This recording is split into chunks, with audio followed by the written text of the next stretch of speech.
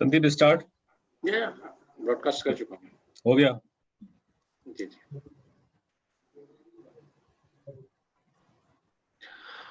Good afternoon friends, आप सभी को मेरा नमस्कार। मैं Sandeep Sharma, convener east study circle, welcome all of you to our first webinar of December 2020. I think this is the last, this is the last month of 2020. And we have started this webinar on a topic of internal audit. काफी लंबे समय से we were discussing कि हमें internal audit पे start करना था. But before moving further, I would like to introduce, we have our guest speaker, Shri Ankur Gupta ji. Sir welcome, thank you so much. काफी शॉर्ट नोटिस पे आप आए। Friends, Nanda ji को थोड़ा कुछ अर्जेंट काम आ गया था, he was busy. In the meanwhile he will join the webinar. हमारे बीच हमारे फाउंडर कन्वीनर श्री दुर्गादास अग्रवाल जी भी आ चुके हैं। सर आपका भी स्वागत है, welcome sir. Friends, I was talking about internal audit. Internal audit a major area, बड़ा पैराडाइम शिफ्ट हुआ है इसमें। जो इंटरनल ऑडिट हम 5 साल पहले या 6-10 साल पहले जो करते थे और आज के डेट में काफी मेजर शिफ्ट हो गया। Major shift in the sense not only due to digitisation, but law में भी काफी चेंजेस आए हैं, फोकस भी काफी बड़ा है। Internal audit now includes risk assessment as well. अब डिजिटाइजेशन के चक्कर में फॉरेंसिक ऑडिट काफी सारी होने लगी है। तो जो स्कोप होता है इंटरनल ऑडिट का और जो अपॉर्चुनिटीज होती है सी के लिए काफी वाइड होता गया, और ये अपने आप में एक बहुत ही बड़ा एरिया है, और जिसको बीइंग ए प्रैक्टिशनर हमें समझने और जानने की बहुत जरूरत है। इन सब बातों को डिस्कस करने के लिए आज हमारे बीच सी अंकुर गुप्ता जी हैं। Ankur Gupta ji is a manager with Deloitte. Ankur Gupta ji Ahmedabad से ज्वाइन कर रहे हैं हमारे साथ, और बहुत ही कम शॉर्ट नोटिस पे किया हुआ है अंकुर जी ने। अंकुर जी को 10 साल से ज्यादा का एक्सपीरियंस है इंटरनल ऑडिट एरिया में। Not only internal audit area but risk assessment, internal financial control audit, process improvement, इन सब चीजों में अंकुर जी ने अपना एक्सपीरियंस किया हुआ है। इन्होंने जो असाइनमेंट हैंडल कर रखे हैं, इंडिया में भी कर रखा है, अब्रॉड में भी काफी सारे असाइनमेंट उन्होंने हैंडल कर रखे हैं। साथ ही साथ कई सारे आर्टिकल्स भी इन्होंने लिख रखे हैं फॉर इंस्टीट्यूट। और आज अंकुर गुप्ता जी हमारे लिए प्रोक्योरमेंट ऑडिट लेंगे। Procurement audit is a part of internal audit, और हमें उसके बारे में बताएंगे कि वो क्या होता है, कैसे होता है, साथ ही साथ प्रोफेशनल अपॉर्चुनिटीज कैसी है हमारे मेंबर्स के लिए।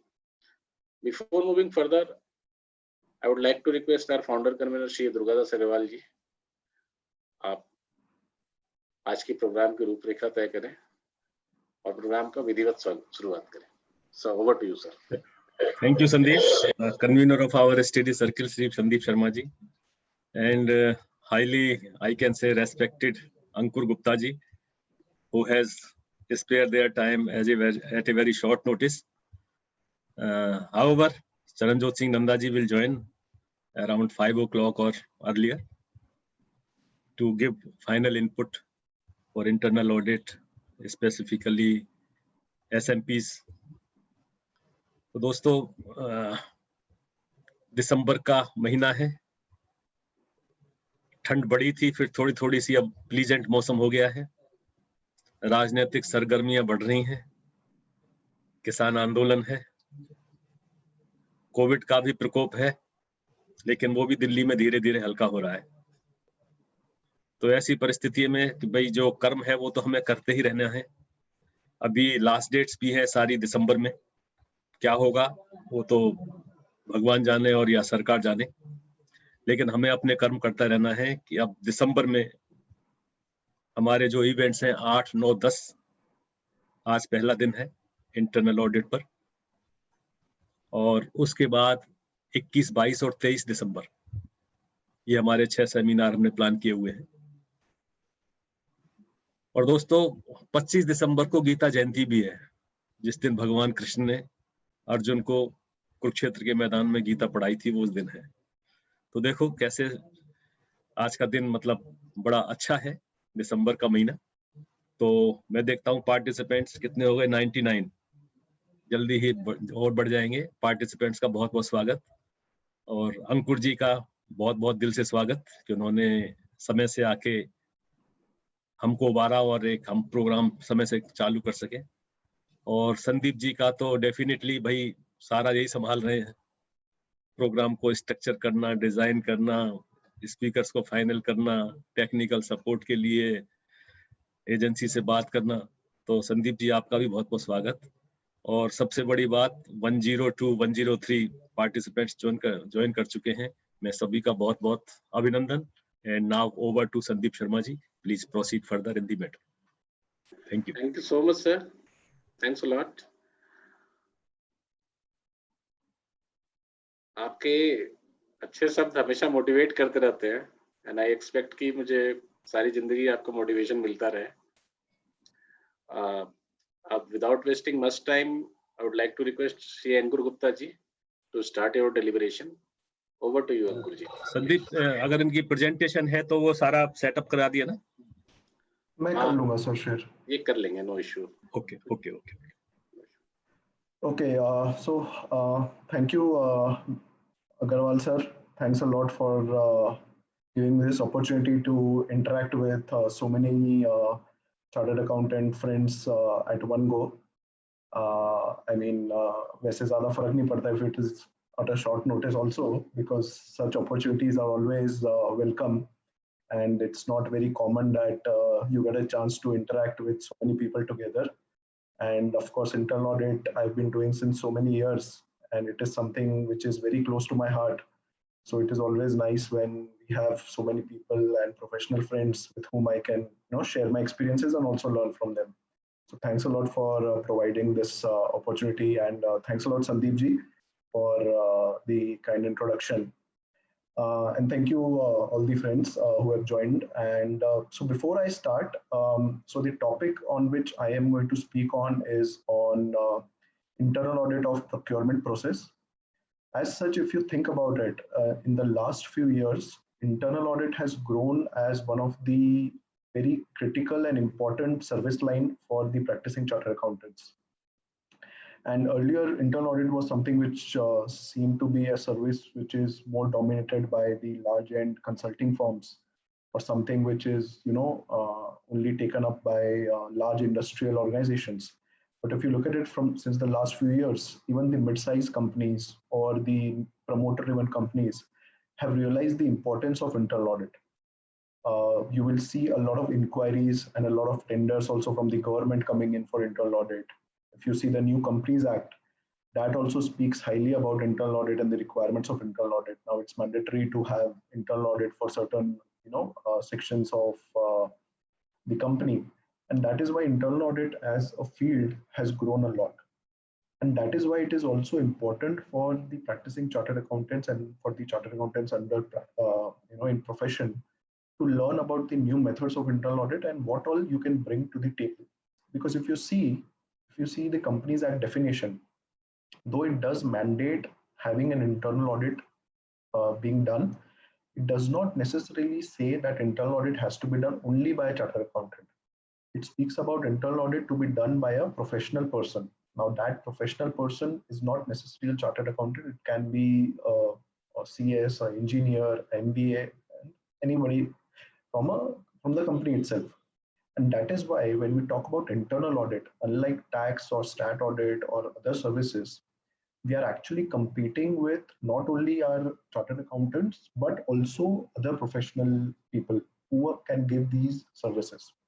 And that is why it is important to be on top of our game and to really add value to the client. And if you talk about how do you add value to the client, one is to give them a comfort and assurance on being compliant to various regulatory laws and various requirements of the acts, but also to give them a worth of their fees. I'm sure a lot of you who currently are doing internal audit practice and who have internal audit clients, you would see a lot of times the client asks you that, okay, fine, this is the amount of fees that we have paid you. उसके बदले में आपने कितना फायदा कराया?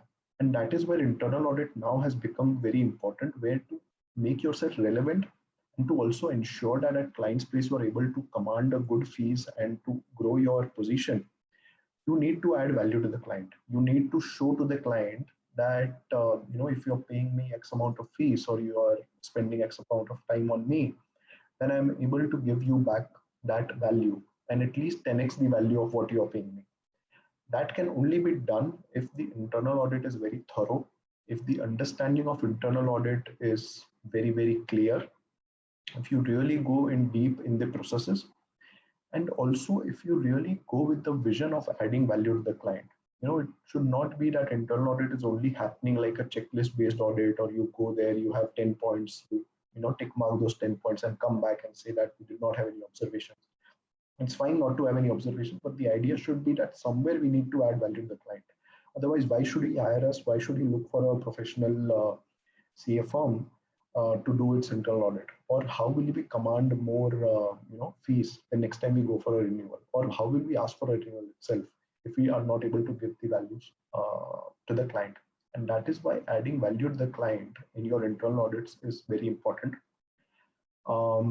If you see the scope of internal audit, it is obviously very wide. Anything under the sun can be done as part of internal audit. You could cover sales, you could cover accounting aspects, you could cover human resources, you could cover legal compliances. Nowadays, there are also specialized audits happening, like Sandeep ji mentioned about digital internal audits, about social media, and all sort of topics are covered under internal audit. But one of the core areas of internal audit will always be the internal audit of procurement or purchase. The reason for that is that any organization would love to know and would like to know that whether whatever they are spending, whatever amount they are spending in the market to run their business, that is being spent correctly or not, and whether necessary controls are there in spending that amount. There are income and expenses. Income is basically your order to cash cycle where you are generating revenue. Usually in companies, you would see that part of the business is pretty well controlled because you have your checks and balances. It is your internal process. But the expense side of things is something where you are constantly interacting with external vendors. There's a lot of possibility of unethical issues also happening. There are also instances which can happen where you have value leakages happening, you have cost leakages happening, and that is why it becomes very important for you, for an internal auditor, to look into the procurement side of things, to see where the money is being spent. If you think about it, the way I look at it is that any procurement audit or any purchase internal audit that you do, you should at least have the vision of being able to add at least 1% of the value of the total scope of procurement. So if let's say your client has a procurement expense of complete 50 crores of 100 crores, you should at least have observations to the tune of 1 crore. And you should at least give some sort of cost saving to the client to say that, boss, these are the costs or these are the values which I have brought to the table where you can possibly save your cost, number one. Number two, these are the areas where I feel there are possibilities of any unethical issue happening or any fraud happening. So what I'm going to do today in the time that I have of now half an hour or 45 minutes is I'm going to show some of the slides that I have on how can you go about doing a procurement or purchase audit, the value chain of procurement. And then I will also show you what are the places where internal audit can add value as far as procurement audit is concerned. And I can see around about 140 participants which are there on the call. If anywhere you have any questions or anywhere if someone wants to add any value, they can definitely do that. And I will also have a separate question answer round post my session to discuss any questions which any of you might have had or any inputs which all of you might want to add apart from what I have said. So I'll just share my screen.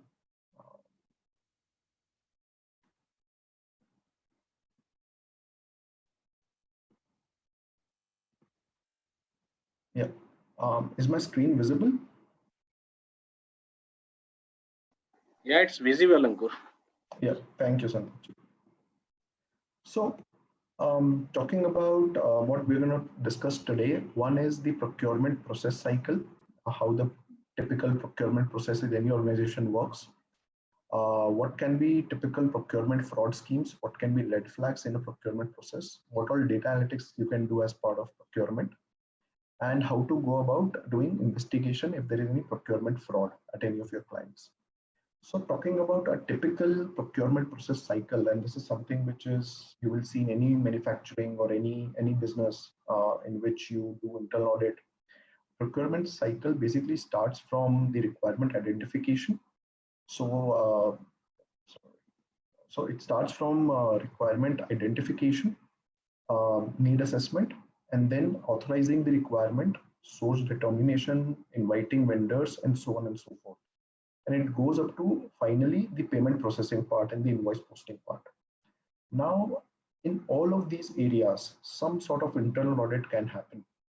If you typically see traditionally, when I tell anyone to do a procurement internal audit, what people would do is they would only focus on the accounts payable process or on the payment process, that okay, how the bank payments are happening, how the invoices are getting accounted for and paid.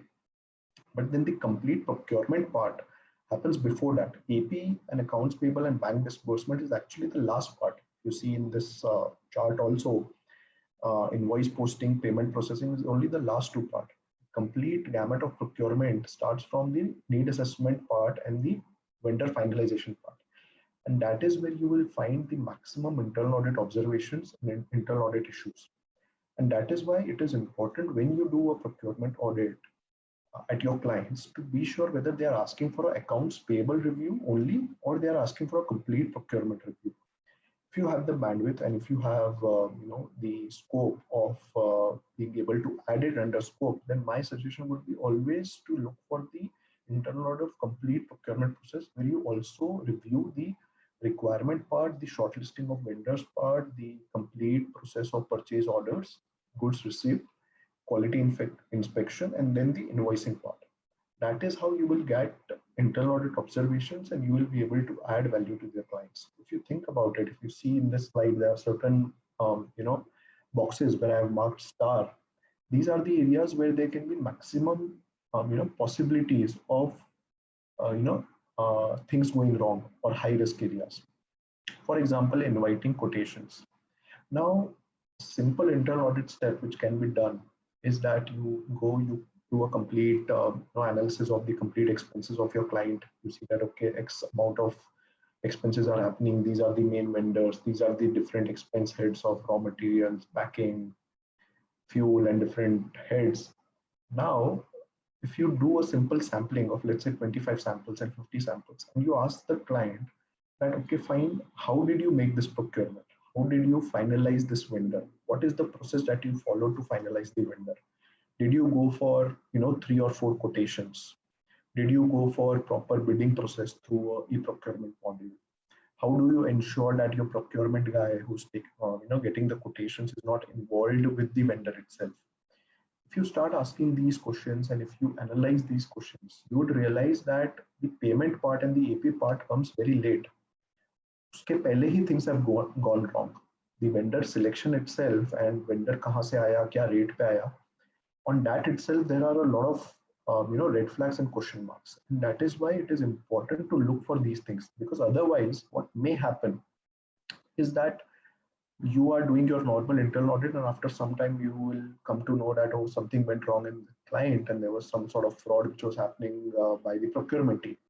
And that is where the client management, the board of directors, the audit committees would come back to you and say tell you that boss, you were doing this internal audit since last 2 years. Why did you not catch hold of this?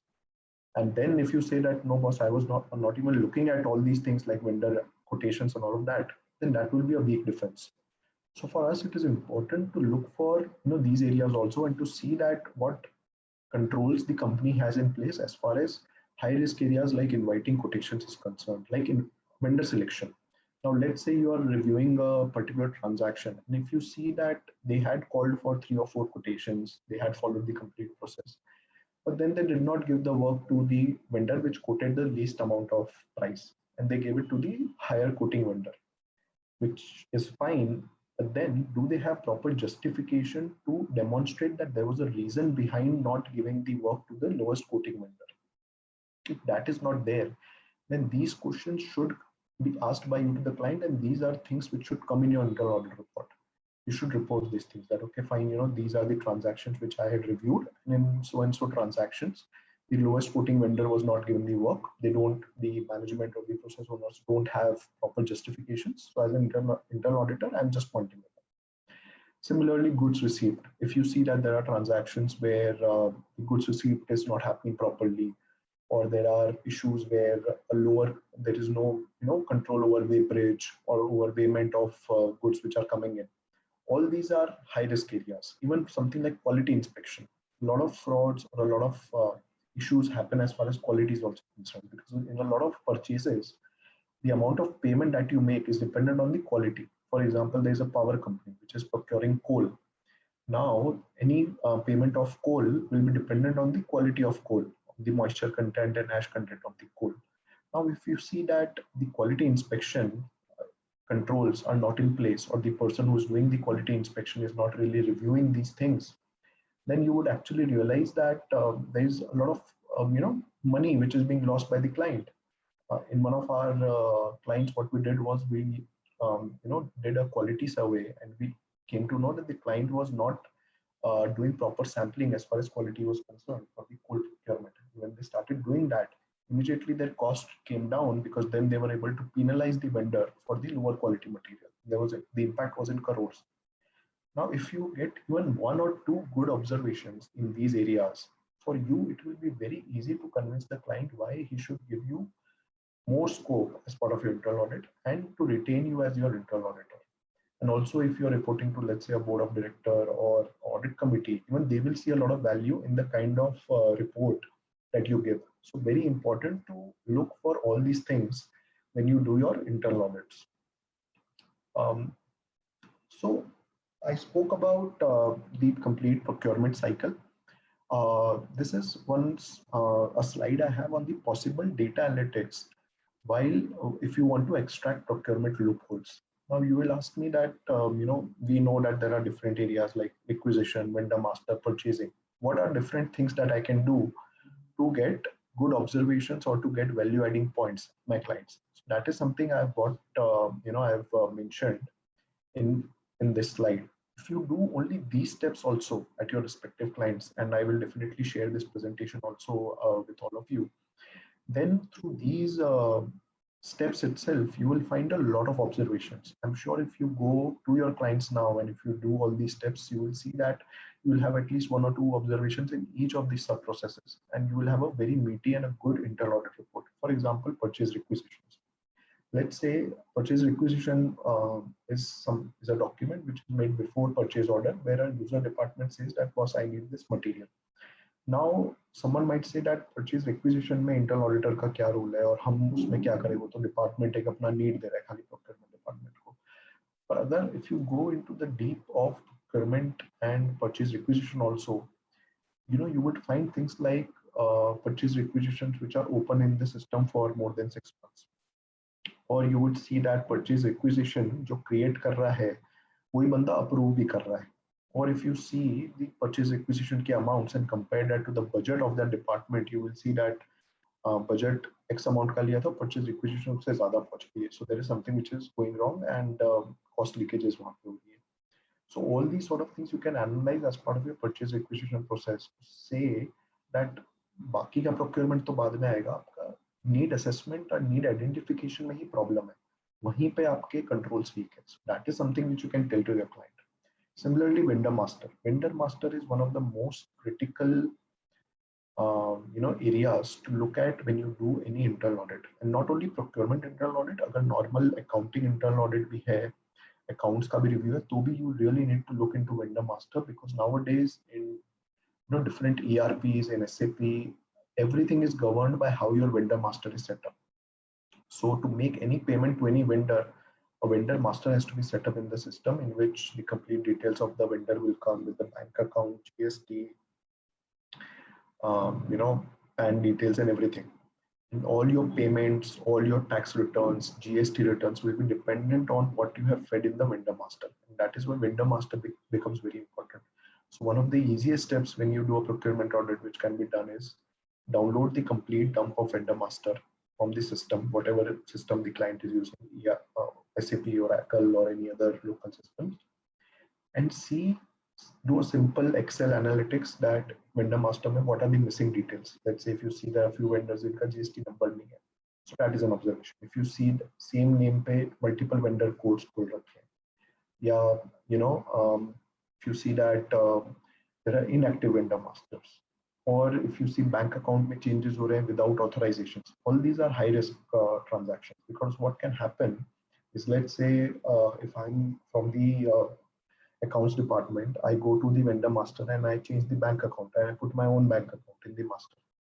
The next payment cycle jab run hogi and the payment is run through NEFT or RTGS, instead of the vendor, the payment will go to the bank account which I have edited it manually in the system. So all these need to be critically verified, because tomorrow if there's a fraud in such transactions, the question will come to the internal auditor that did you review all these things or not. Simple check like employee and vendor master conflict. So one of the audit steps that we used to do in one of our clients was that we would take the complete dump of vendor master. vendor master में pan card आता है, तो वो जो unique होता है, हम लोग एम्प्लॉय मास्टर लेते थे, उसमें भी पैन कार्ड आता है जो यूनिक होता है. We would tally both and see कि ऐसा कोई एम्प्लॉय है क्या जो वेंडर में बना बैठा है कंपनी के अंदर. If any such transaction is happening, then obviously there is a problem, because it probably means that some favoritism is happening. In fact, in one of our clients, we were able to find out that the person who is doing the purchase itself, who is working in the procurement department, उसने खुद के खुद का ही एक vendor account खोल रखा है, उसी से purchase करता है, and all the purchases happening at higher rate. So all these observations can come if you analyze vendor master. Purchasing. If you talk about the purchasing part, apart from the vouching, which I spoke about, you take samples from the purchases and see whether quotations were there or not, or whether they gave the work to L1 vendor or not. But you can do some data analytics also as far as purchasing is concerned. So let's say if you have a complete dump of transactions of 1 year, you could check for differences in rates for similar items within same location and across locations. Let's say there's one type of bearing which the client is buying. So you can take the data of 1 year and you can see that वो bearing अगर same client के कोई दूसरे plant पे different rate पे खरीदी जा रही है, या फिर previously कुछ X rate पे थी और suddenly rate double हो गया, तो उस type के transactions भी आप review करके you can ask such questions to the client that why such rate fluctuations are happening. If you see that there are cases of previous purchase items not consumed and repurchased. Now this is something which is very simple but very good value add to the client, where you say that we have analyzed your purchase of last 1.5 years, and these are X number of items which were purchased for use, but then अभी तक वो stock में ही पड़ी है या अभी तक उसका use नहीं हुआ है और 1 साल से पड़ी है. So that means आपने बिना need के, बिना जरूरत के items लेके आप stock में लेके बैठे हो, and you are blocking your working capital. And you never know whether these items would be useful in future or not. If there's a chemical, it might get expired also. So that is also somewhere where you can add value to the client, where you can say that boss, इतनी items जो है ये आपने बिना मतलब खरीद लिया and these are not useful to you. Similarly, if you see that there's high usage of unknown vendors, if you see a very, for example, just to give an example, let's say अगर आप देखते हो कि कोई एकदम technical part कोई local vendor से आ रहा है और कोई अननोन वेंडर से आ रहा है, so that probably means that such transactions might be a little fishy, so you might want to look at it in detail. Similarly, when I talk about purchase orders, you can do a material wise number of POs raised and vendor wise distribution kya hai. You can see that what's the timeliness of issuing PO after PR, whether the client is taking too much of time in issuing purchase order, and that which is delaying the complete purchase process. So these are some of the steps which can be done as far as the procurement process is concerned. Now, if I come to the AP side of things, the accounts payable side of things, it's mainly divided into 3 parts. One is receipt of material, invoice processing, and payment. Typically, there will be cases where in some of your clients, only accounts payable is part of the internal audit scope. In such situations, you can look for these things which I mentioned in the slide. For example, when I talk about receipt of material, you can look for the GRN data, that is the goods received note data, and see whether there are instances where the goods receipt is higher than the PO quantity, or any goods receipt which are being created without PO, or any delay in creation of GRN. Or you can even analyze cases of repeat rejection for a particular vendor, and then you can ask question that was this vendor has his procurement has been rejected at least 10 times in the last 1 year. Why are still continuing with this vendor? Why not changing the vendor? You can check for delay in receipt of material. In a lot of clients and a lot of contracts, there are LD charges, that if there is delay in receipt of material, the client will charge LD to the vendor, liquidated damages to the vendor. So you can analyze that data, that in cases where the material has come late, whether the client has debited the vendor for those charges if they were part of the contract. Similarly, if there are cases where the GRNs are made on the same day as of PO date. So let's say if you've seen the data that आज ही PO बना and आज ही GRN भी बन गया.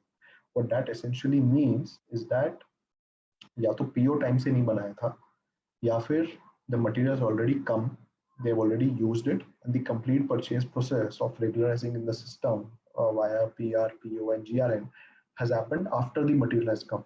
In such instances, those kind of transactions become very tricky, and it is important that those transactions you then pick up and you do a sample review of those transactions to understand what was the history behind it, why the PO was delayed, what checks and balances were in place when those transactions happened. So all these data analytics will not only help you get observations, but will also help you do your detailed sampling also. So these are some of the steps which you can do as part of receipt of material. Similarly, invoice processing, which your accounts department does. You can look for delay in invoice date and invoice booking date, GR date. You can compare the quantity as per GR and invoice, and you can do a check on duplicate invoice numbers. Now, this is something which is very basic, but something which is very required from an internal auditor perspective, that when you do a accounts payable internal audit review, you should ensure that you have done analysis on duplicate payments. How that can be done is, the client might be using SAP Tally, whatever system, download the complete data of the accounts payable data or the bank payment data, in vendor wise and invoice number wise, make a pivot table and see if there are any instances where the same vendor with the same invoice number is coming twice, or same vendor, same amount is coming twice. And then those transactions look for in detail, because there might be cases of duplicate payments. And I have seen best of the best organizations have this issue. In at least 50% of the clients where I do procurement audit, I find 1 or 2 duplicate payments, because even if you have best of control, somewhere some mess happens. So as an internal auditor, if you're able to catch a duplicate payment, the client actually does not have any defense. He will have to accept your observation, and it's like a straightforward value addition to the client where you're saving money from the client. So duplicate invoice is something you should check. Also, you should check for who is doing the procurement and who is processing the invoicing. There should be a segregation of duty. Like the same person should not be doing the purchases also and making the payments also, because then there is a risk of fraud. Similarly, for payment, you can look for open advances. So any advances which has been given to the vendors and the money has not come back. So that is something that you can look for. You can also identify instances of payment which are being made without valid invoices. There are any. Difficult to catch this, but if you're able to catch this, it will be very good. You can analyze cases of early payment to the vendors. In most of the transactions, most of the contracts, the payment terms might be 30 days, 60 days with the vendors. Now, if your company or your client is making early payments to the vendor and not really taking the benefit of the credit days, then that is something that you can highlight to the management. It might be possible that they are doing it on purpose, or they are doing it to maintain a certain standing in the market. If that's the case, then it's fine. But then if they are doing it because they don't have monitoring over the credit period, then that can be a good value addition, because you can tell the client that you could probably use this working capital for 2 or 3 weeks more by delaying the payment and not go beyond your payment terms also. Similarly, you can look for cases of missed discounts due to delayed payments. In a lot of purchasing contracts, especially bulk contracts, you have discount terms and you have bulk discount terms. Now, in such cases, what might happen is that the bulk discount is accrued to you after a certain period lapses, like after a year, after 2 years, the vendor looks for the complete volume of procurement which you have done and then gives you a bulk discount. In situation like this, there is a lot of possibility of missing such bulk discounts. So if you see any such instances of purchase orders or contracts that your client have entered into, where there are terms of discounts or bulk discounts, then you could look for whether those discounts have been taken by the client or not. So these are some of the steps which you can do as part of accounts payable processes concerned. So I spoke briefly about what are some of the audit steps which you can take as far as procurement process is concerned. Now this slide is basically red flags in a procurement process. Now, when you go to a client and initially, usually in internal audit, what is expected is कि जब आप client के यहाँ जाओगे, first day what you will do is you will understand the complete process. So आप भी हमेशा client के वहाँ जाके procurement का अगर audit कर रहे हो तो आप उनकी purchase team के साथ, accounts team के साथ you will sit and you will ask them that starting से end तक need assessment से लेके payment तक मुझे पूरा process समझाओ procurement का. Who does the procurement, how it is managed, what systems are used, which vendors do you usually purchase from, what are the items of that you purchase and all of that. While doing that process walkthrough or that initial understanding, there are certain things or certain questions which you should ask the client, or certain things that you should look for. If such indicators come across in your review of the procurement process or initial review of the procurement process, then you need to be extra careful, because these can be possible red flags where there can be possibility of something going wrong. Now, let's say the number one is poor or non-existent record keeping. For example, during an internal audit, if you see that consistently they are taking a lot of time in providing you data, providing you documentation, or they don't have proper filing maintained for each and every transaction of procurement. In such instances, you can always ask the client that there are instances where I'm not getting proper documentation. There's something which is going wrong. If you see that if you interact with the user departments, one of the things which is very important in internal audit is not sit in your cabin and not sit on your laptops, but to interact with people. The maximum observation and the best observations that you will get is only through interaction with different users at your clients. And that is why I always tell my team, which works with me, and you should always guide your team, that while doing an internal audit, spend at least 2 or 3 hours each day just talking to people at the clients. A lot of information will come to you.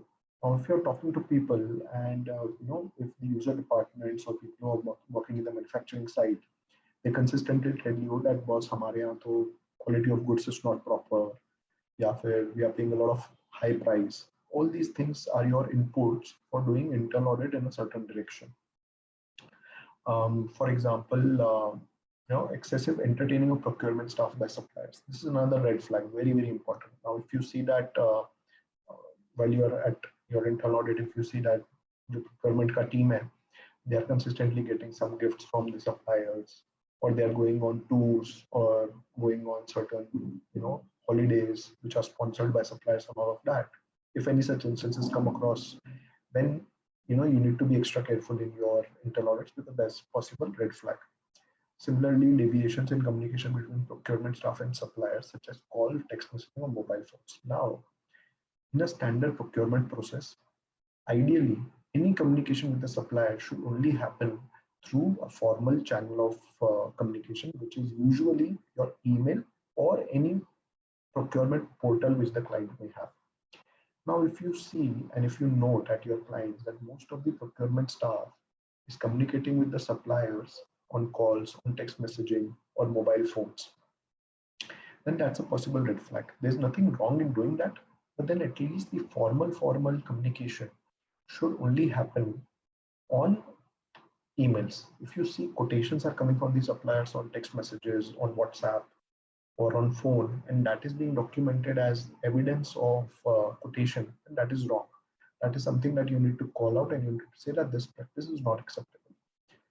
Similarly, if you see that there are inexperienced buyers who are dealing with overbearing suppliers. If you see that the procurement staff is not very experienced, they are making very critical procurement, then even that is a possible red flag. I spoke about large gifts and entertainment expenses. Unusual transaction dates, number sequencing not followed. So for example, if you see that some of the purchase orders or some of the transactions have happened on a Sunday or on a holiday or during Diwali vacations, then that question should come to you that why such transactions are happening only on holidays.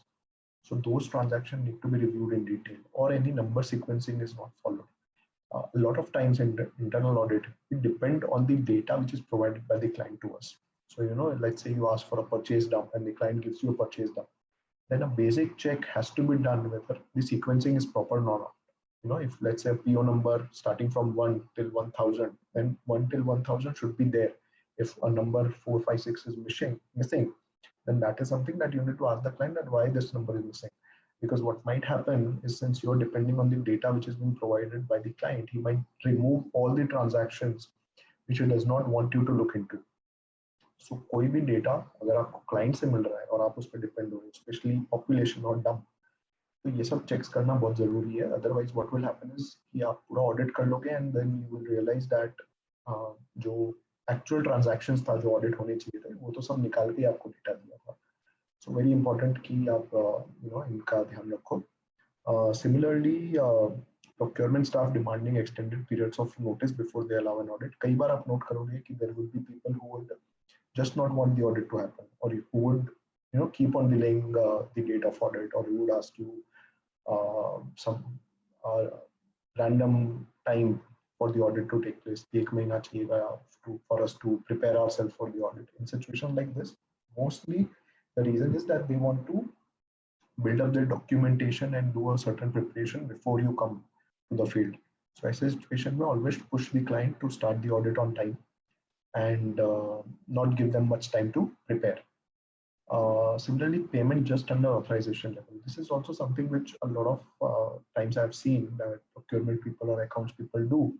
And let's say कोई आपके जो client है वहाँ पे the policy is that any payment about 10 lakhs would go to the managing director for approval. Now they know that 10 lakhs के ऊपर अगर transaction है तो उनके पास चला जाएगा. So let's say there's a payment of 15 lakhs. What they might do is they would split it into one payment of 9.5 lakhs and one payment of 5.5 lakhs, so that both the payments don't go to him for authorization. So if you see instances like these happening, then possibly there's something wrong in the transaction. That is why they don't want that to be highlighted to the managing director or the senior management. So look for such red flags also at your clients. Definitely in most of the instances what I have seen, you will find issues. Yeah. Similarly, if I talk about procurement fraud schemes, so if you see in today's time, and we keep on reading in the newspaper and in news portals that X company had certain fraud, Y company had certain fraud. Most of in a lot of clients, a lot of such frauds or unethical activities have been happening, and clients are looking at chartered accountants and internal auditors to help them with such risk. And when I talk about different fraud risk, procurement is one of the most highly rated fraud risk, because that is where the maximum frauds happen. And that is why as internal auditors or even as forensic auditors, like we were discussing earlier, it's important for you to understand the different type of fraud schemes which typically happen in procurement. In fact, a lot of RFPs and a lot of tenders and a lot of market is now there for existing chartered accountants in forensic audit also, in which clients want you to investigate a certain fraudulent transaction happening. I myself have done a few forensic audits, and usually the fees and the value which is there in such audits is much higher than a traditional internal audit. And that is why it is important if for you to have skills related to forensic audits also, and if that is something which you can add in your service portfolio over and above a normal internal audit, that would give you more leverage when you talk to your clients. When I talk about procurement fraud schemes, there are various types of procurement fraud which can happen. Some of them I've listed here. For example, phantom vendor. So what's a phantom vendor? Employee is establishing a fictitious vendor and submitting false invoices for payment. Now this is usually done by accounts team, and this is sometimes quite easy to do if there are no proper checks and balances and maker checker controls at your clients, or if one or two people get into a certain nexus. Let's say they just make the accounts team just makes someone in the accounts team just puts up a fake vendor invoice, which is from some random expense like repair and maintenance or paying to work in office or taxi hiring charges or things like that, and makes it for a smaller amounts like 50,000, 70,000, and puts that up for approval. And he has at least one person with him who's involved with him. He does not have anyone, but the person who's approving those invoices is not really looking into detail. If that is happening, then you would see that it's very easy for the accounts team to actually make money and to do certain frauds. And that is why it's important that you look for such phantom vendors. What are the indicators? See, you will not get such instances just by looking at data. So if you have instances where you see photocopied invoices being given, you're asking for original invoices, but like client is giving you only Xerox copies. Or if you see that you don't have invoices in itself, you have certain payments, but the client is not able to give you invoices or not able to give you supporting documents for invoicing. Or I spoke about employee address matching with the vendor address, things like these. So these are some of the indicators that which can lead to a phantom vendor. Similarly, conflict of interest, which is misusing the position to award contracts to firms in return for personal gain. So if there is someone in procurement who is interested with the responsibility of doing purchases, and वो quotations भी ला रहा है, वो सारा process भी follow कर रहा है, बट वो क्या कर रहा है कि वो एक वेंडर खड़ा कर रहा है जो मे बी उसका फ्रेंड है या उसका रिश्तेदार है या उसकी फैमिली से ही है, एंड एवरी टाइम वो ये करता है कि कोड जो दूसरे वेंडर्स के आते हैं वो उनके साथ शेयर कर लेता है, वो बंदा L1 बन जाता है, एंड वो अपने जो रिश्तेदार है या फ्रेंड है हमेशा उनको ही काम दे देता है. Now that's a conflict of interest. Ideally, in a situation like this, he should not be involved in the procurement process, or the vendor should not participate if he's his relative. If such transactions are happening, again, those are indicators to fraud. The indicators for that can be refusal to change vendors, increase in pricing, अगर bidding process जो है वो follow नहीं हो रही है, या फिर they are going for single quote purchases. Yeah, also one of the things which can be done is what we do is when we get quotations, for different vendors while doing procurement audit, we look for the phone numbers and the addresses of those vendors and ensure that whether it's a proper active vendor or not. Because a lot of times what happens is एक ही vendor होगा, वो 3 अलग-अलग letterhead पे quotation दे देगा. So for you as an auditor, आपके पास 3 letterhead आएंगी, you will feel that 3 different vendors have quoted, but in reality is only one vendor. So if you see same phone numbers being repeated on 2 vendors letterheads, or if you see that the format of the quotation is absolutely same, then those are some of the indicators which can lead to prospective fraud. Duplicate payments is something which I spoke about. So that is another fraud indicator. Kickbacks is again, अगर वो procurement कर रहा है और बदले में there is certain kickback or certain benefit which is being passed on to the purchasing person, then again that is a procurement fraud scheme, and that's an indicator for fraud. So if you see things like lifestyle changes of the procurement person, and again continuous usage of same vendors, then those again can be possible fraud schemes. Vendor master manipulation we spoke about, that let's say an employee modifies a current vendor master file, bank account change कर दिया, खुद का bank account डाल दिया, and payments process कर दी. So all those sort of things can again be fraud. Product substitution. So this is again something which is very difficult to catch as an internal auditor, but something which happens that the complete procurement happened for a certain type of material and a certain specification of material which had a certain costing. Now, once the procurement has happened, purchase order has been issued, uske baad what is happening is that the supplier is issuing a inferior quality of material. For example, he is issuing a domestic material instead of an imported one. Or if he is sending you the material but with lower specs especially in technical procurement. In those cases, in the complete procurement process, everything is clean. Quotation is happening, bidding process is happening, but he's actually doing the fraud after the procurement has happened while supplying the material. So again, important for you to look for such instances also, and also look at quality acceptance procedures, because fraud can happen even in those areas. And these are very well masked frauds. So for us to catch them as internal auditors is very, very difficult.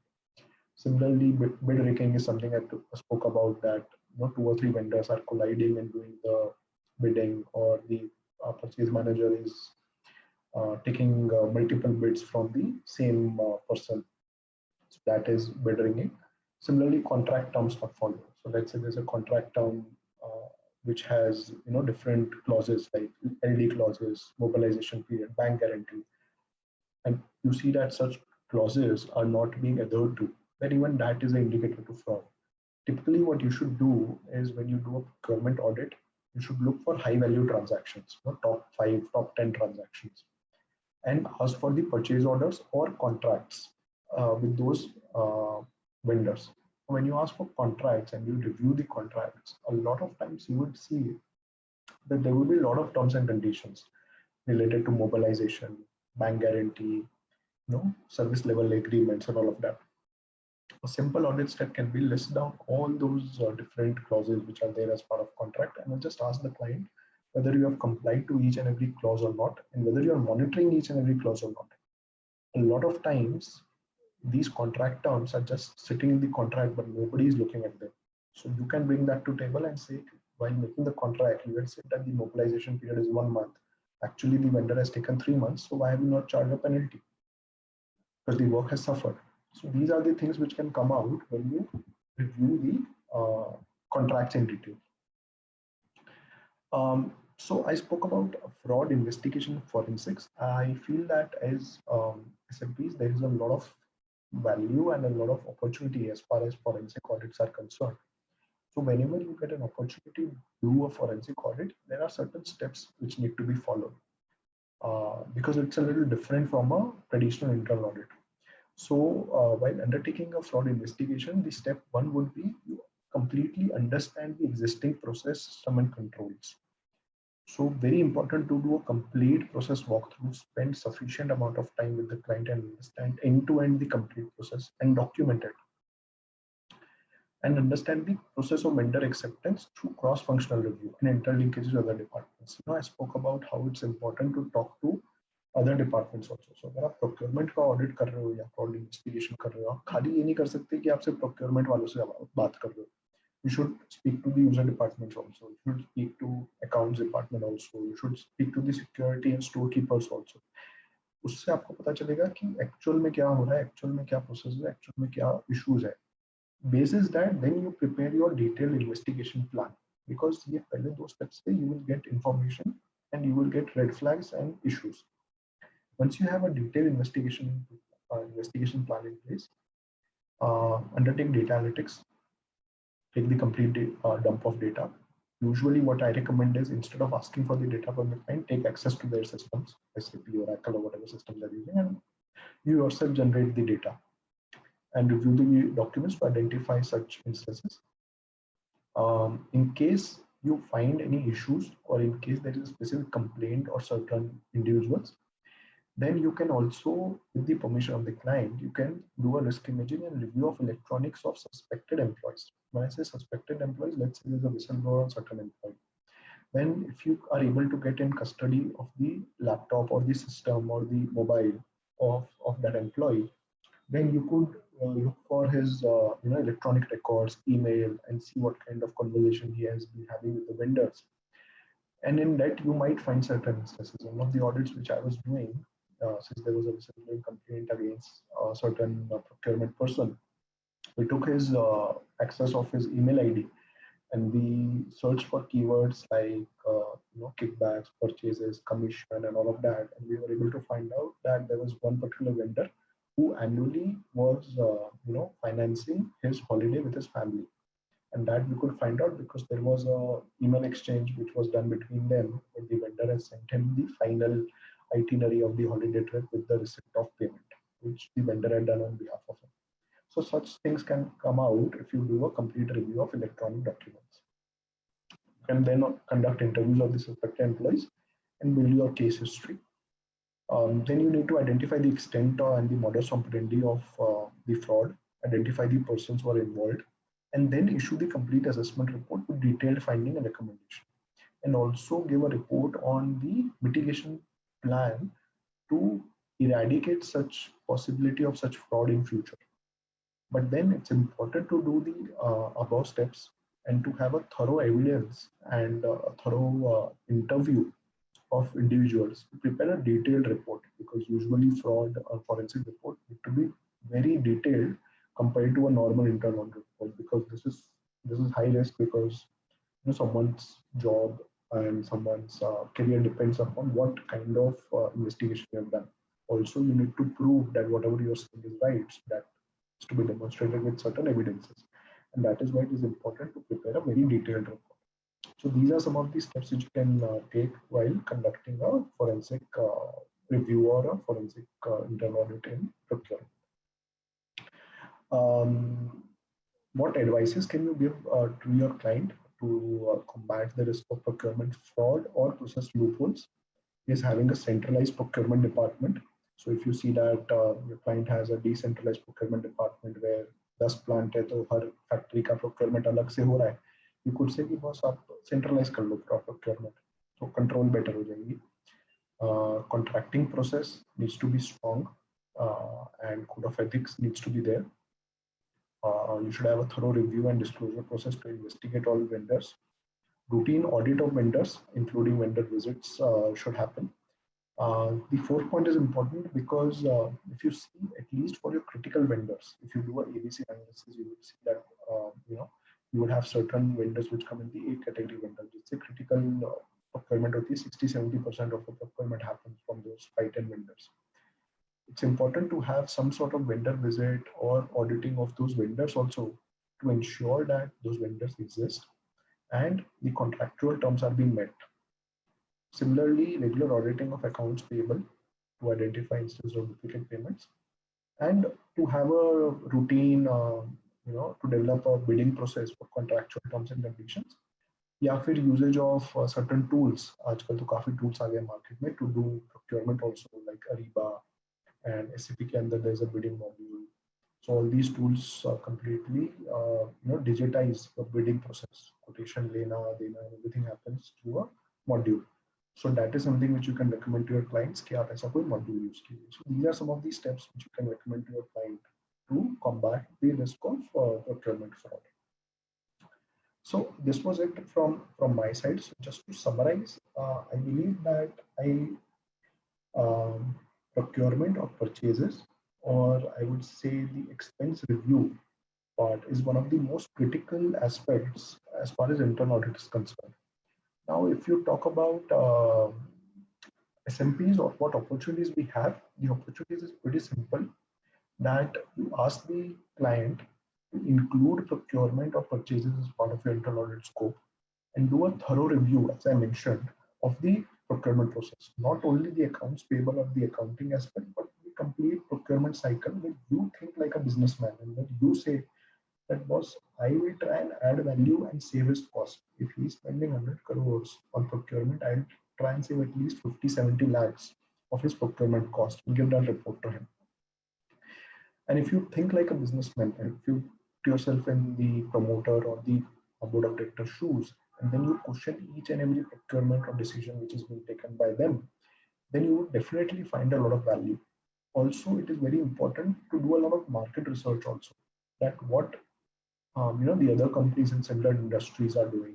In fact, we have gone on to the extent where if we felt that there are certain items which seem to be higher priced, which seem to be priced or brought by the client at a value which seemed unrealistic or seemed like where we can add value, we have ourselves gone and done identified new vendors and identified possible other vendors in the market for that same product at lower price, done the complete negotiation, and then bought those documents as part of our internal audit reports and said that, boss, you are making this procurement at X amount of rate, we have won in the market, and we have been able to find vendors who are able to give much more discount than what you are saying, what you are getting. And this is the cost, if you look at it from a 3 or 5 year perspective, which is possible if you go for this vendor. And clients have appreciated that. And it does not take too much time also if you are able to identify which items you need to target on. So instead of doing just pure play कि ठीक है हम accounting देख लेंगे, हम payments देख लेंगे, this is the complete ambit which can be looked for as far as procurement is concerned. And if you start doing this, then definitely the clients would be more than happy to always give you work as far as expense review, internal audit is concerned, or procurement internal audit is concerned. So what I will do is, the presentation is done. I will probably be happy to take any questions which are there. I'm not sure if someone has put any questions on chat, but if anybody of you has any questions, maybe they can put in chat, or maybe I'm not sure if people will be able to unmute themselves, but we'll be happy to take any questions.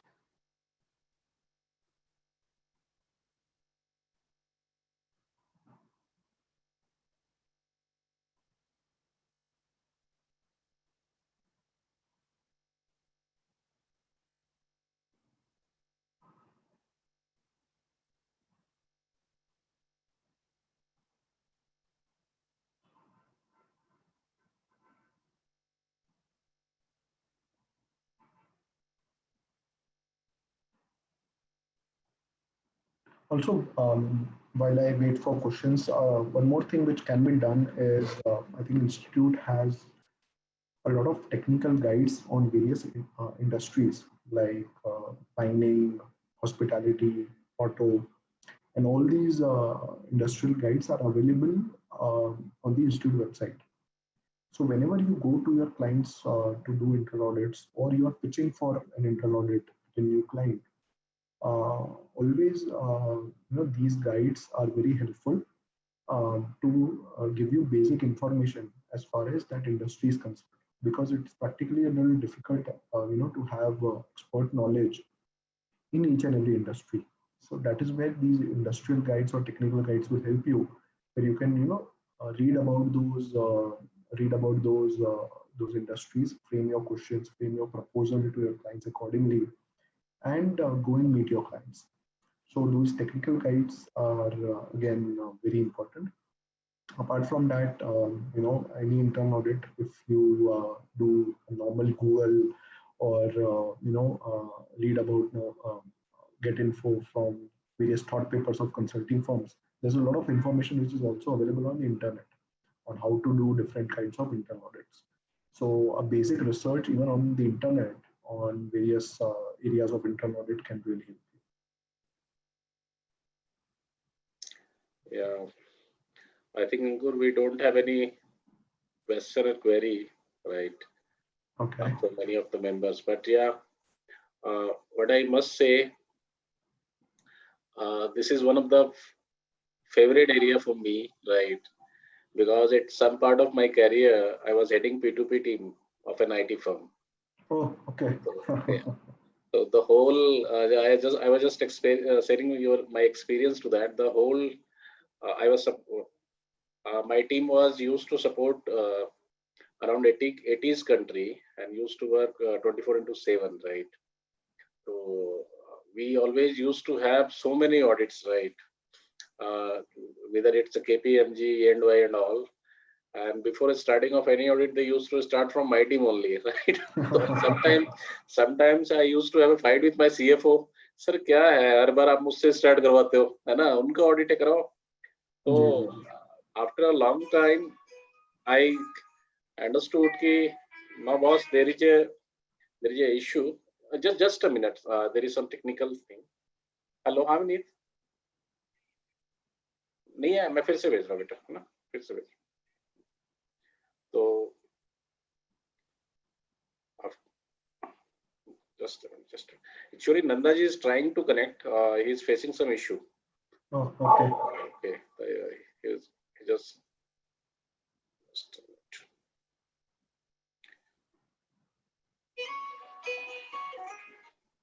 Sir भिजवा रहा हूँ है ना, आपको phone आ गया।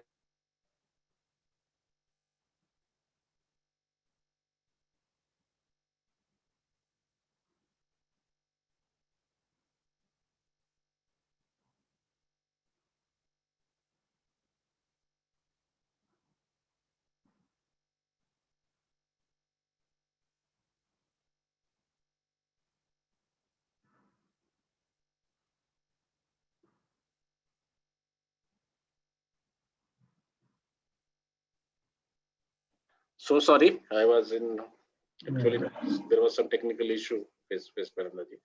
But I was sharing with you, we used to have audit start from my team only. Right. And there are so many things, right? When I got transferred to this department, so I asked my CFO, what I'm going to do here? I'm a CA, and this is a pure procurement, and this is not the area for which I am looking for. But after getting some experience, after a year of time, I come to know and realize that it is a very big potential area, and that to have a very it's a huge risk as well, right? If you don't control the things from the very beginning, from at the vendor level or material level, right? So chances are that for the big organization to so many fraud cases and other things, right? Even in my personal career, I have seen so many, so many hanky panky things, right? Even I cannot imagine कि वो ऐसे भी हो सकता है.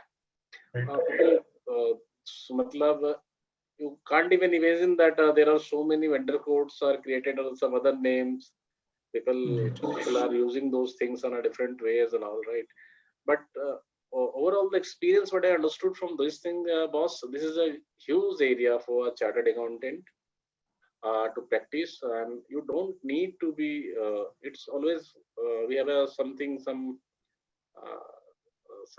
sort of reservation in our mind कि नहीं यार Big Four वाले ही करेंगे इस area को, or that is common only. नहीं ऐसा नहीं है, and I feel कि if you have the complete knowledge, if you have the good knowledge and skill set, right, then you can also approach for this audit, and these are the very huge audit. Not only this, sometimes this also include third party due diligence, right? This is the part and parcel of procurement audit, and this is also huge in demand, right? In third party due diligence you can do not only about the suppliers, but you can also do for the say franchisees, from buyers, right? Even that due diligence is also for, you can do for the investment as well, right? There are so many scopes. In fact, sir, अभी कई सारी consulting firms, so even are charging fees, and I think आपने तो देखा होगा, are charging fees on success fee basis also. Correct. When they are saying कि boss, we will bring so much value at the table, and 10% हमारा, 5% हमारा. Correct. Now, the way I look at it is, it's a huge value. I mean, of course, you need a lot of confidence to be able to get in a contract like that. Correct. But then, if you're confident that I will be able to add a certain value, and if my team goes and they will be able to save a certain cost, then it's a win-win situation, because client को अपना cost saving मिल रहा है, and you have unlimited fees. I mean, you could end up charging fees in lakhs and crores, where you can say, boss, मैंने एक अच्छा point निकाल दिया और इतने पैसे बचा दिए. Ankuji, even in my career, what I experienced, right, is even in this area, few professional organizations are in such, they are practicing in such a way, boss, we'll do this procurement audit part, or we'll do this vendor part or material part, and we'll give you a straight reduction in cost. So let's say 30%, 40%, and we'll charge fees accordingly. Right. So it is a very good area, and very lucrative, you may call a very challenging one, right? बड़ा अपने आप को मजा भी आता है, उसमें challenge भी रहता है. It's a huge one. Right. In fact, I think we have one question also. Someone has just asked. Ajay ji has just said, apart from Big Four, there are many service providers who are working in this area. Absolutely, there are a lot of consultants and CAs who are doing this.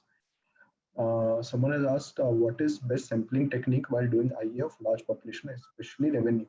See, as far as sampling is concerned, yes, we have internal audit standards on sampling also, and it can be your simple sampling, stratified sampling. But usually what we recommend is any sampling which you do has to be a risk-based and sampling backed by data analytics. If you see what I spoke about, whenever you get a large population of data, typically sometimes what internal auditors would do is कि हाँ 25 sample करने, कोई भी 25 transaction पकड़ लिया and sampling कर दिया. What we recommend is that 25 selection of 25 or 50 samples. Your complete audit depends upon those 25 and 50. 25-50 में कुछ नहीं मिला तो आपकी रिपोर्ट वीक हो जाएगी. So it should not be कि आप you don't really apply your intelligence while selecting those 25-50 samples. Do certain data analytics before selection of those samples, and then select the samples where there is possibility of finding observations. If you are doing, let's say आपने revenue के बारे में पूछा, revenue में if you take a dump of let's say 1 lakh invoices, there's no point in selecting 25 random samples, उसमें कुछ नहीं मिलेगा. But then if you are able to select samples जहाँ पे आप देखते हैं कि rate change हुआ है, जहाँ पे आप देखते हैं period end के बाद का कोई transaction है, जहाँ पे आप देखते हैं ये इनवॉइस रिवर्स हुआ है बाद में, जहाँ पे आप देख रहे हैं ये क्लाइंट को सिर्फ एक इनवॉइस गया उसके बाद कभी गया ही नहीं. इस टाइप के ऑड सिलेक्शन अगर आप करेंगे तो वहाँ पे you will come to know that there are issues. Otherwise within a population of 1 lakh 2 lakh sample size to select 25-50 random, you will probably get nothing. But if you do a intelligent sampling, and that is why a lot of times when a internal auditor has done intelligent sampling, the auditee or the process owner will always ask कि boss ऐसा कैसे आपने जो भी sample निकाले उसी में point मिल रहा है. That is because आपने सैंपल थोड़ा टाइम लेके एंड दिमाग लगा के निकाले हैं. So never be in rush to give samples कि यार डेटा है मैं 5 मिनट में सैंपल भेज दूं 25 सेलेक्ट करके. Apply your data analytics, take 1 or 2 days, because then those 25-50 samples will be the complete base of your report. So that is why I feel that data analytics should lead you to sampling, and it should not be the other way around कि पहले sampling कर लिया उसके बाद फिर data analytics कर लो. Thank you Ankur ji, thank you so much. Thank you sir. It's a very wonderful, कई यादें आपने ताजा कर दी. It's a wonderful presentation, a very detailed one. Thank you sir. Thanks you once again because आपने बड़ी short notice पे within hours आपने join किया, right? No and you problem, spoke sir. very well, right? And I would also going to disturb you in future, in coming months, right? तो हो सकता है in future आपको फिर से disturb करें कभी webinar के लिए, है ना? Absolutely sir. Because we enjoy a lot, and I believe कि हमारे जितने participant उन्होंने भी काफी enjoy किया होगा. So on behalf of Digital Study Circle, we are हम बहुत आभारी है आपके, है ना? Thank you. Thank you sir. Thank you so much, Ankur ji. आप अभी हो Thank ना? you, Ankur ji. Thank you. It is always Yeah, a privilege listening to you. You have been contributing a lot for the board, also Internet Standard Board.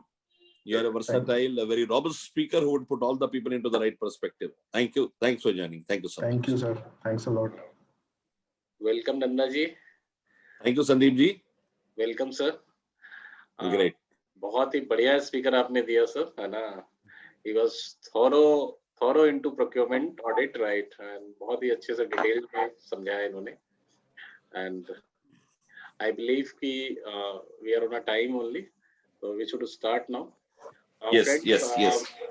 We have our most energetic champion and our own CC member, Mr. C.S. Nanda ji.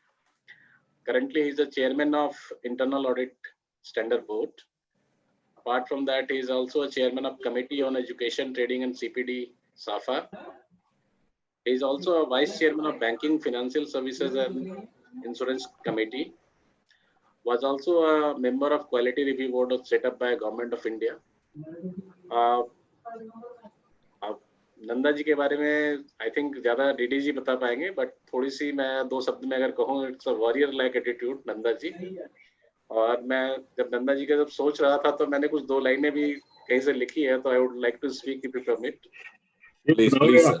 Nanda ji का है कि टूटने लगे हौसले तो ये याद रखना, टूटने लगे हौसले तो ये याद रखना, बिना मेहनत के तख्तो-ताज नहीं मिलते. टूटने लगे हौसले तो ये याद रखना, बिना मेहनत के तख्तो-ताज नहीं मिलते. ढूंढ लेते हैं अंधेरों में मंजिल अपनी, ढूंढ लेते हैं अंधेरों में मंजिल अपनी, क्योंकि जुगनू कभी रोशनी के मोहताज नहीं होते। तो ऐसे नंदा जी है हमारे। We on behalf of Vishwavidyalaya study circle we welcome Nanda ji. और before Thank you. starting Nanda ji, I would like to request our founder convener C. Durgadas Agarwal ji to say a few words. Sir. Sir नमस्कार, नंदा साहब welcome. नमस्कार दुर्गा जी, नमस्कार। तो संदीप जी ने बता ही दिया, और आपको देख के इनको शेर भी इन्होंने ढूंढ लिया, कहाँ से जंगलों से ढूंढ के लाए हैं। Very good, very good, very good. तो नंदा जी, मैं आपको कॉम्प्लीमेंट करना चाहूंगा, अंकुर जी को आपने इंट्रोड्यूस करके बहुत अच्छा काम कर दिया। He is really gem of our profession, I can say. तो दोस्तों, कितने पार्टिसिपेंट हो रहे हैं? 190, क्या बात है। तो आप इंटरनल ऑडिट पे और पर्टिकुलरली एसएमपी पे आपके क्या विचार हैं, और इंस्टीट्यूट हमारे इस दिशा में क्या कर रही है, मैं चाहता हूं कि आप अच्छा एनलाइटन कर सकेंगे मेंबर्स को। दोस्तों, आप सब लोग जानते हैं, मैं समझता हूं कि नंदा जी का परिचय संदीप जी ने फॉर्मली दे दिया, लेकिन इनफॉर्मली मैं तो ये जानता हूं कि सन 2000 से लेके आज 20 साल हो गए हमको एक दूसरे से मिलते हुए, प्यार करते हुए। इन्होंने 2003 तक NIRC को सर्व किया और चेयरमैन भी उसके बने। उसके बाद में सेंट्रल काउंसिल मेंबर, फिर एक बार गैप करके, और फिर अब central council member, very senior most chartered accountant. आपका नंदा जी बहुत बहुत स्वागत है। एंड नाउ अब संदीप जी आपके लिए आगे। Thank you so much sir, thank you. मैं नंदा जी से रिक्वेस्ट करना चाहूंगा sir, it's now stage is yours, over to you sir. बहुत किताब है हम और अपने हमारे पार्टिसिपेंट आपको सुनने के लिए। Over to you sir, please. Sir mute, आपके म्यूट है sir, please unmute. Thank you Sandeep ji, Durga ji, मेरे छोटे भाई अंकुर गुप्ता जी। It is always a privilege to come and speak at East Delhi CP Study Circle, which has been working consistently for the interests of members at large. मैंने आज का topic जान के topic रखा जिससे एसएमपीज का बेनिफिट हो, और उसके बाद मुझे किसी काम में मसरूफ होना पड़ा, और उस समय मेरी कमान संभालने अंकुर गुप्ता जी है, जो अपने आप में एक वाइट शख्स, वेल ग्राउंडेड प्रोफेशनल है। तो मेरे पास अब 41 मिनट का समय है, और मैं आपको लेके चलूंगा एसएमपी किस तरह अपनी पर्सपेक्टिव, अपने प्रोफेशन को स्ट्रॉन्ग कर सकते हैं। मैं थोड़ा सा आपको इसका ओवरव्यू देता हूं। मुझे 2 मिनट दे, मैं अपनी एक बार स्क्रीन शेयर कर लूंगी। Give me 2 minutes.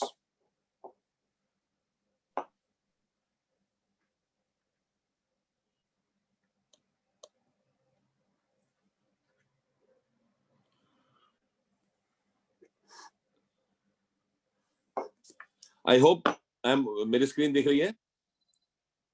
Yes sir, दिख रही है जी। तो आज का टॉपिक है overview of internal audit as a practice area for SMPs, small and medium practitioners to be short. इस पेंडेमिक में परेशान हुए क्योंकि बहुत सारे काम धीरे धीरे कम होते रहे, और आपके बोर्ड ने, इंटरनल स्टैंडर्ड बोर्ड ने, ये सोचा कि हम इंटरनल ऑडिट, जिसका एक नॉर्मल चार्टर्ड अकाउंटेंट का फर्ज है, आप अगर इंटर ऑडिट सर्विसेज देखेंगे तो हर एक नॉर्मल फर्म भी 50% से ऊपर इंटर ऑडिट सर्विसेज करती है, लेकिन एक सिंक्रनाइज्ड वे में, एक बेहतर तरीके से अगर उसको हम करें तो कैसे करेंगे, ये इंपॉर्टेंट हो जाता है। तो इसलिए सबसे इंपॉर्टेंटली हम इंटरनल ऑडिट को as a practice area of SMPs focus करने के लिए नीतिबद्ध हैं। हम चाहते हैं कि हम हर तरीके से इसको फोकस करें। और इससे पहले कि मैं इससे आगे चलूं, मुझे एक शेर याद आता है इसी बात पर जो आपकी नजर करता हूं। वो शेर है, उजालों में तो मिल जाएगा कोई ना कोई, उजालों में तो मिल जाएगा कोई ना कोई, तलाश उसकी रखो जो अंधेरों में भी साथ दे। हमारी सोच, हमारी थॉट प्रोसेस, हमारा पर्सपेक्टिव इतना स्ट्रांग होना चाहिए that as chartered accountant we are at a better perspective. आज के सेशन में जो इंपॉर्टेंट इश्यूज हैं वो है business model for SMPs. Small और मीडियम प्रैक्टिशनर को क्या बिजनेस मॉडल बनाना पड़ेगा, how they have to have the changing scope and objectives of internal audit and new era in internal audit. Internal audit में नया era हम कैसे लाएंगे, कैसे स्कोप को बदलेंगे? What are the expectations of management from internal audit? Management internal audit से क्या एक्सपेक्ट करती है, और value addition by internal audit in industries. Internal audit क्या वैल्यू ऐड करते हैं इंडस्ट्री में? पहले बिजनेस मॉडल की बात करते हैं। इंटरनल ऑडिट एसेंशियली एक मैनेजमेंट फंक्शन है। हम मैनेजमेंट को सर्व करते हैं, मैनेजमेंट की हैंड होल्डिंग करते हैं, और मैनेजमेंट को उसी जगह ले जाते हैं जहां वो जाने का ख्वाहिशमंद होता है। तो पहली चीज है providing value added services to SMEs, small and medium enterprises. इसमें लार्ज कॉर्पोरेट्स भी हो सकते हैं, इसमें लिस्टेड एंटिटीज भी हो सकती हैं। सेकंड, हमें बिजनेस ओनर को सक्सीड करना और उनका इकोनॉमिक पोटेंशियल रियलाइज करने की तरफ कदम बढ़ाना है। सबसे इंपॉर्टेंट है कि बिजनेस ओनर इस बात को समझे कि किस तरीके से उसका इकोनॉमिक पोटेंशियल रियलाइज होता है। बिजनेसेस, प्रोफेशन बहुत मकबूल हैं, लेकिन अल्टीमेटली उन सबको सही रास्ता दिखाना बहुत जरूरी है। As chartered accountant, as small and medium practitioners, हम जैसे स्टार्टअप में अगर किसी की हेल्प करते हैं तो अल्टीमेटली इंडस्ट्री ग्रो करती है। कहते हैं ना, किसी को राह दिखाई, किसी को राह दिखाई, किसी का जख्म सहलाया, किसी के अश्क पोंछे, तब इबादत का मजा आया। एज ए प्रोफेशनल आज इस पेंडेमिक में हमारी अगर चारों तरफ हो रही है इज्जत, तो इस वजह से हो रही है कि लोग समझते हैं कि हमने हैंड होल्डिंग करी, not only clients but stake holders, government, regulator, जहां भी उन्हें हमें बताया वो तत्पर थे। और सोसाइटी, हमारी सोसाइटी की जो सबसे इंपॉर्टेंट सेगमेंट्स हैं उनको हम सर्विसेज प्रोवाइड करते हैं। अब मेजर सोर्स क्या है रेवेन्यू के एसएमपीज के लिए? हम टैक्स और कंप्लायंस रिलेटेड सर्विसेज करते हैं। Yes, maximum CA firms tax और कंप्लायंस करती हैं। उसके अलावा हम एश्योरेंस करते हैं, जिसके अंदर इंटरनल ऑडिट, स्टैट्यूटरी ऑडिट और एश्योरेंस के सारे काम होते हैं। और the highest earning from risk management and design of management control, growth related services and financial management. अगर आप एक कदम आगे बढ़ाएंगे तो आपको इस बात से पूरा पुरजोर यकीन हो जाएगा कि हमारी हाईएस्ट अर्निंग हो सकती है रिस्क मैनेजमेंट से। रिस्क का बहुत बड़ा इश्यू है, आपको रिस्क को आइडेंटिफाई करना है, उसको मिटिगेट करना है और इंश्योर करना है कि फ्यूचर में रिस्क आए ना, और अगर आ जाए तो फौरन से तारी उसको मिटिगेट किया जाए। उसके बाद आपको मैनेजमेंट कंट्रोल्स को डिजाइन करना है। देखिए, चार्टर्ड अकाउंटेंट के हवाले से एक कंपनी ग्रो करती है। हर कंपनी पहले अपने इन्फेंट स्टेज में होती है। चार्टर्ड अकाउंटेंट उसको बताता है कि किस तरह फ्रॉड फ्री रह के, किस तरह proper management control, internal control system implement करके वो ग्रो कर सकती है अपने फाइनेंशियल मैनेजमेंट को संभालते हुए। ये काम चार्टर्ड अकाउंटेंट्स करते हैं और यही मेजर सोर्स ऑफ रेवेन्यू है एसएमपीज के लिए। अब देखिए, what is the impact on business model for SMPs? आप देखिए, वैल्यू एडेड सर्विसेज एसएमपीज काफी समय से दे रहे हैं। पहले एक पोस्टमार्टम होता था, अब हम कंकरेंट ऑडिट की बात करते हैं, रेगुलर ऑडिट की बात करते हैं, परपेचुअल ऑडिट की बात करते हैं। हम एक क्लाइंट को हर समय सर्विसेज देते हैं। ऑडिट तो एक ओपिनियन है, उसके अलावा क्लाइंट को रास्ता दिखाना, उसको बतलाना किस तरह काम करना है, ये काम हम करते हैं। तो offering of value added services to SMEs, जो हम वैल्यू एडेड सर्विसेज देते हैं स्मॉल एंड मीडियम एंटरप्राइज को, वो टॉप एजेंडा पे है एसएमपीज के। और second, deregulation and rising audit thresholds. अब डीरेगुलेशन हो गया, ऑडिट थ्रेशोल्ड बढ़ गई, ग्रेटर ऑटोमेशन आ गया सॉफ्टवेयर और क्लाउड बेस्ड सॉल्यूशन से, तो इससे ट्रेडिशनल सर्विसेज सीए फर्म्स की इंपैक्ट हुई। सिर्फ 3500 रुपए का एक रॉबोट आता है, वो आपकी सारी एंट्री कर देता है और एक भी गलती नहीं होती। अकाउंटेंट का रोल तो खत्म हो गया ना। जहां पर बहुत सारे मैनुअल काम करने थे, रिकंसिलिएशंस करनी थी, वो सब आजकल टेक्नोलॉजी करती है। रेगुलेशन, डीरेगुलेशन हो गया, ऑडिट ज्यादा हो नहीं रहे और ऑडिट थ्रेशोल्ड बढ़ती चली जा रही है। तो ऐसे समय में हमें अपने बिजनेस मॉडल को चेंज करना पड़ेगा।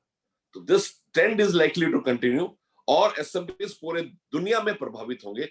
इसलिए इंटरनल ऑडिट एक बहुत बढ़िया एरिया है। अब इंटरनल ऑडिट क्या करते हैं, एसएमपीज क्या करते हैं इंटरनल ऑडिट में? वो अपने क्लाइंट्स के लिए नए काम ढूंढते हैं, जैसे इंटरनल ऑडिट में से एक बहुत बड़ा एरिया है।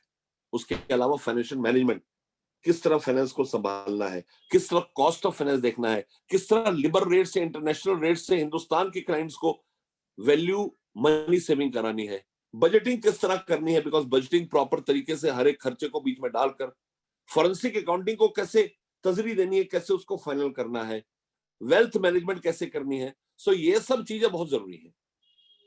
तो इसलिए एसएमपीज एक्सप्लोर कर रही है alternatives to audit as well as transaction related services involving due diligence task.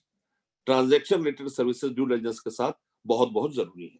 तो इन सब को भी हम बड़े ध्यान से इनका हम ख्याल करते हैं। देखिए, एक बड़ी क्लियर कट बात है जिसको चार्ल्स डार्विन ने बड़ी शिद्दत, बड़ी खूबसूरती से उभारा है। वो लिखते हैं, it is not the strongest of the species that survive, not the most intelligent, but the one most adaptable to change. अब ये देखिए, मच्छर खत्म नहीं हुई, मक्खी खत्म नहीं हुई, चींटी खत्म नहीं हुई, डायनासोर खत्म हो गए। जो जितनी जल्दी चेंज को एक्सेप्ट करेगा, सो एज ए प्रोफेशन हमें अब चेंज करना है। अब हम डेफिनेशन डिस्कस करते हैं इंटरनल ऑडिट की। इंटरनल ऑडिट क्या है? ये इंस्टीट्यूट की डेफिनेशन है। Internal audit provides independent assurance on, assurance देते हैं किसके ऊपर? Effectiveness of internal controls. जो इंटरनल कंट्रोल एक ऑर्गेनाइजेशन ने लगा रखे हैं, उनको प्रॉपर तरीके से इफेक्टिवली हम कैसे यूज करेंगे, ये है इंटरनल ऑडिट। और इसके अलावा risk management process to enhance governance.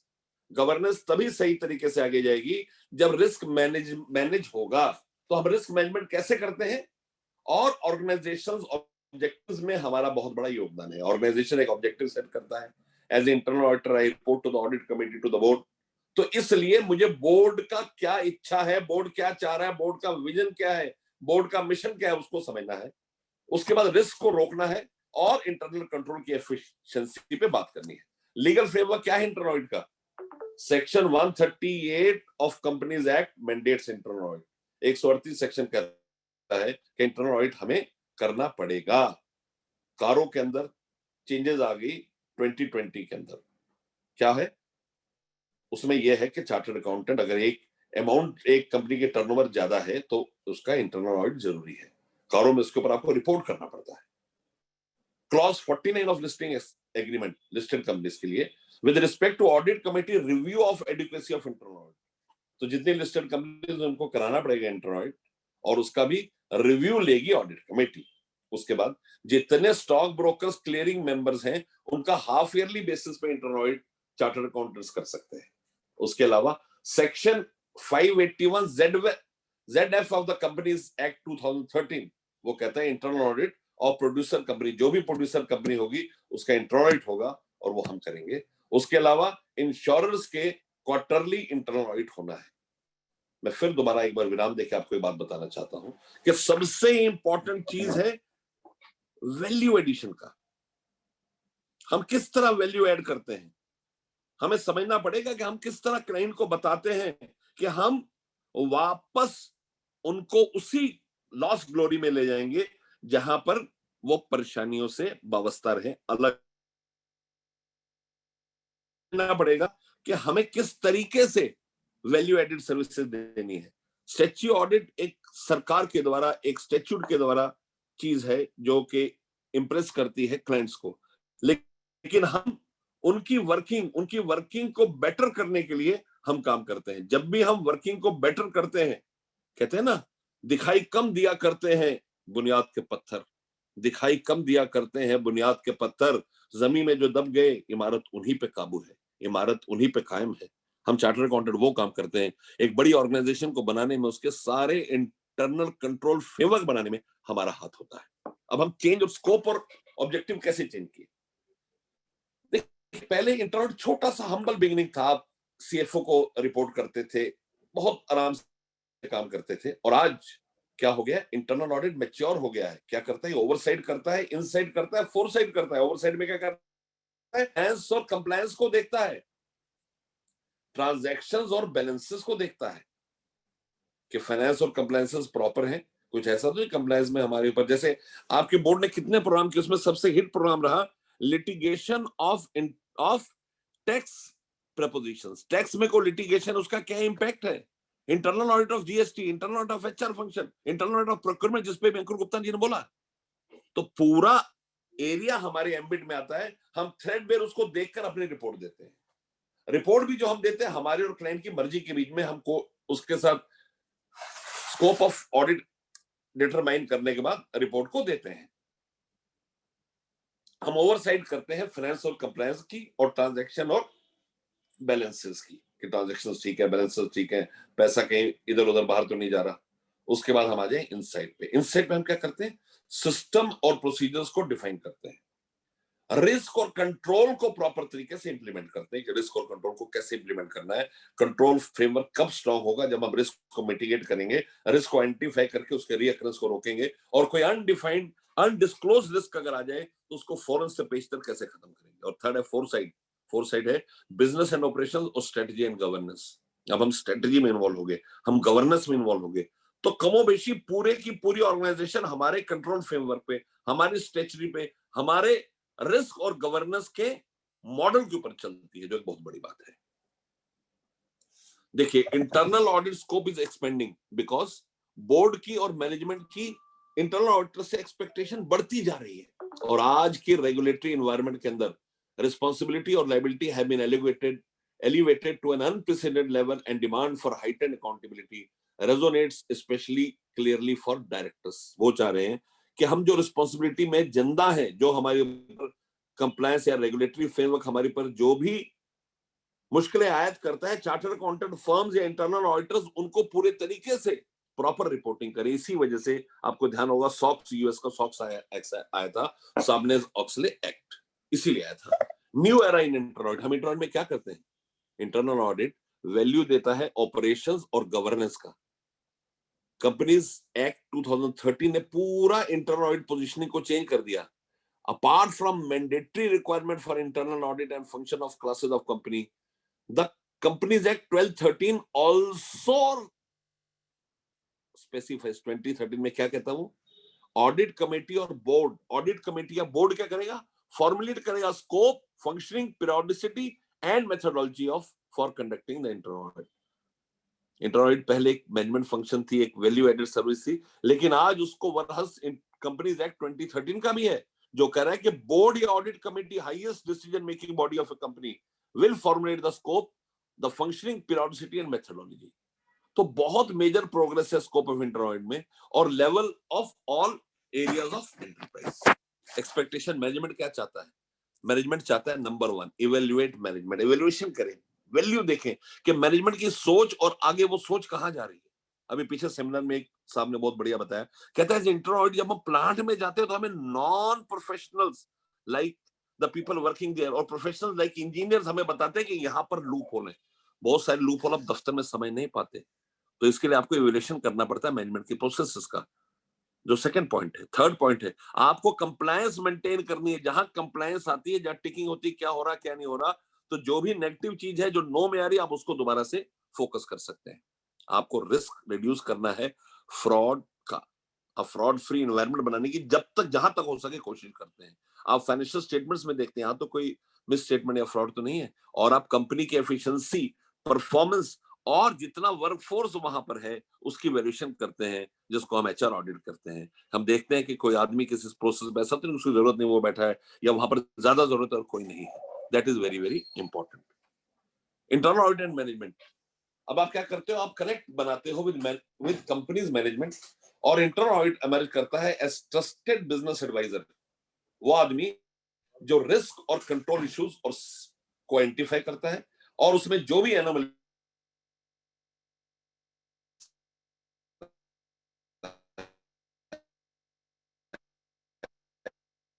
काम करने में बहुत ज्यादा,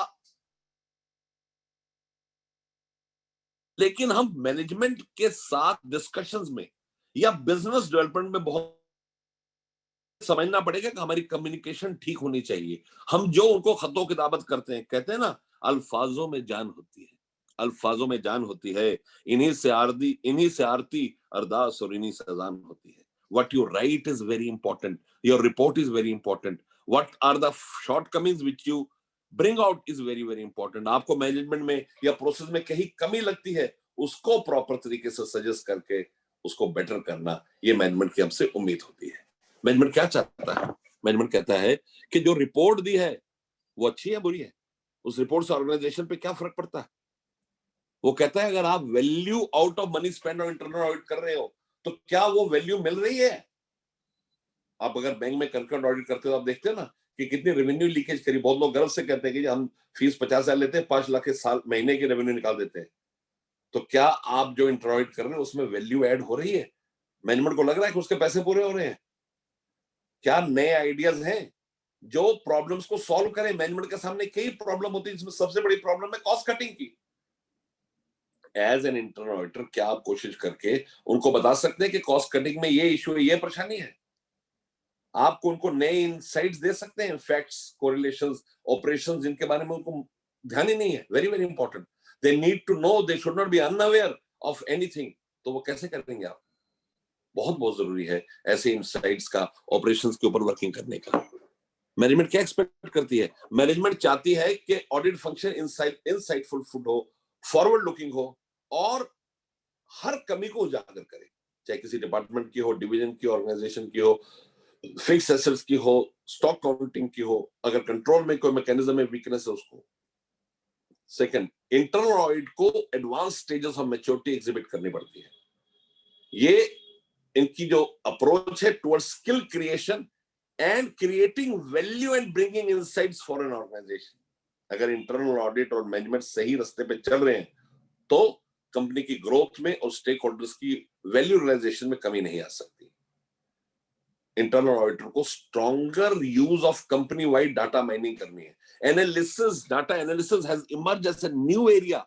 आप डाटा देखते हैं, उसमें से एक्सेप्शन रिपोर्ट निकालते हैं, आप देखते हैं ये ट्रांजैक्शंस नॉर्मल ट्रांजैक्शन नहीं है, आप उन पे फोकस करके निकालते हैं कि कहां पर डेविएंस है या डिविएशन है फ्रॉम द मैनेजमेंट्स पर्सपेक्टिव। कितना इंपॉर्टेंट है आप ये देखिए। अपॉर्चुनिटीज फॉर एसएमपीज, एक तो relationship with audit committee, audit committee के साथ इंटरनल ऑडिट का हाथ हाथ का रिलेशन होता है। They both move together, glove hand in glove. तो क्या होता है, इंटरनल ऑडिट का रोल है transparency by audit committee, relationship with and responsibility to the audit function और वैल्यूएबल इनसाइट के किस तरीके से कमेटी अपने फर्ज को अदा करे। ऑडिट कमेटी की जो रिस्पांसिबिलिटीज है उस रिस्पांसिबिलिटीज को पूरा करने में इंटरनल ऑडिट किस हद तक उसकी मदद करता है। दूसरा, ये एक पूरा व्यू देता है, बर्ड्स आई व्यू देता है ऑर्गेनाइजेशनल गवर्नेंस। इंटरनल ऑडिटर देखता है कि क्या रोल है, उस रोल को डिफाइन करता है, वो रोल सही तरीके से पूरा हो रहा है या नहीं हो रहा सबको। और तीसरा, इंटरनल ऑडिट मैक्सिमाइज कर सकता है कंट्रीब्यूशन टू गुड गवर्नेंस। इसमें क्या चाहिए, direct functional reporting line to the audit committee. Yes, direct audit committee को रिपोर्टिंग है। हाई क्वालिटी ऑफ प्रोफेशनलिज्म और क्वालिटी का काम है। तो अगर प्रोफेशनली आप काम करते हैं तो मैनेजमेंट को लगता है क्या चाहिए। अब देखिए, हम बात कर रहे हैं इंटरनल ऑडिट प्रोसेस की, हम कंट्रोल एनवायरनमेंट की बात कर रहे हैं। As a chartered accountant you know the entire business process. उस बिजनेस प्रोसेस में अगर कहीं भी कमी है, कोई भी अगर लीकेज का होल है, तो आप उसको प्लग करते हैं, to plug all the loopholes. मैं आपको बड़ी शिद्दत से बताना चाहता हूं कि अंग्रेजी में एक बहुत उम्दा कहावत है कि कोई भी चेन अपने वीकेस्ट पॉइंट से ज्यादा स्ट्रांग नहीं हो सकती। तो जब आप पूरे काम की रेकी करते हो then you are a true internal audit because of सारी प्रोसेस को समझते हो। इसीलिए इंटरनल ऑडिट प्रोफेशन के अंदर चार्टर्ड अकाउंटेंट्स के अलावा एडवोकेट्स, उसमें आप इंजीनियर्स इन्वॉल्व करते हैं ताकि सारी प्रोसेस में कोई भी ऐसी जगह ना बचे जो वीक है, because the strength of the process is the strength of its weakest point. आप स्ट्रॉन्गर सपोर्ट देते हो ऑडिट कमेटी और बोर्ड का। आप कैसे स्ट्रॉन्ग सपोर्ट देते हो? द बोर्ड की रिस्पॉन्सिबिलिटी है कि ऑर्गेनाइजेशनल गवर्नेंस और सारा सिस्टम ठीक हो। तो ऑडिट कमेटीज का रोल जो है, जो बोर्ड को इफेक्टिव मैनेजमेंट, रिस्क और ट्रांसपेरेंसी ऑफ एक्सटर्नल रिपोर्टिंग देता है। आप बोर्ड कॉन्स्टेबल हो, आप बोर्ड को बताते हो कि रिस्क फ्री एनवायरनमेंट है, आप बोर्ड को बताते हो कि रिस्क पॉलिसी ये है, आप बोर्ड को सेंसिटाइज करते हो on the weaknesses of controls, आप बोर्ड को बताते हो कि नए कदम करने से या इस तरह से किस तरह बोर्ड की इफेक्टिवनेस बेटर होगी, अपने विजन और मिशन को रियलाइज कर सकेंगे।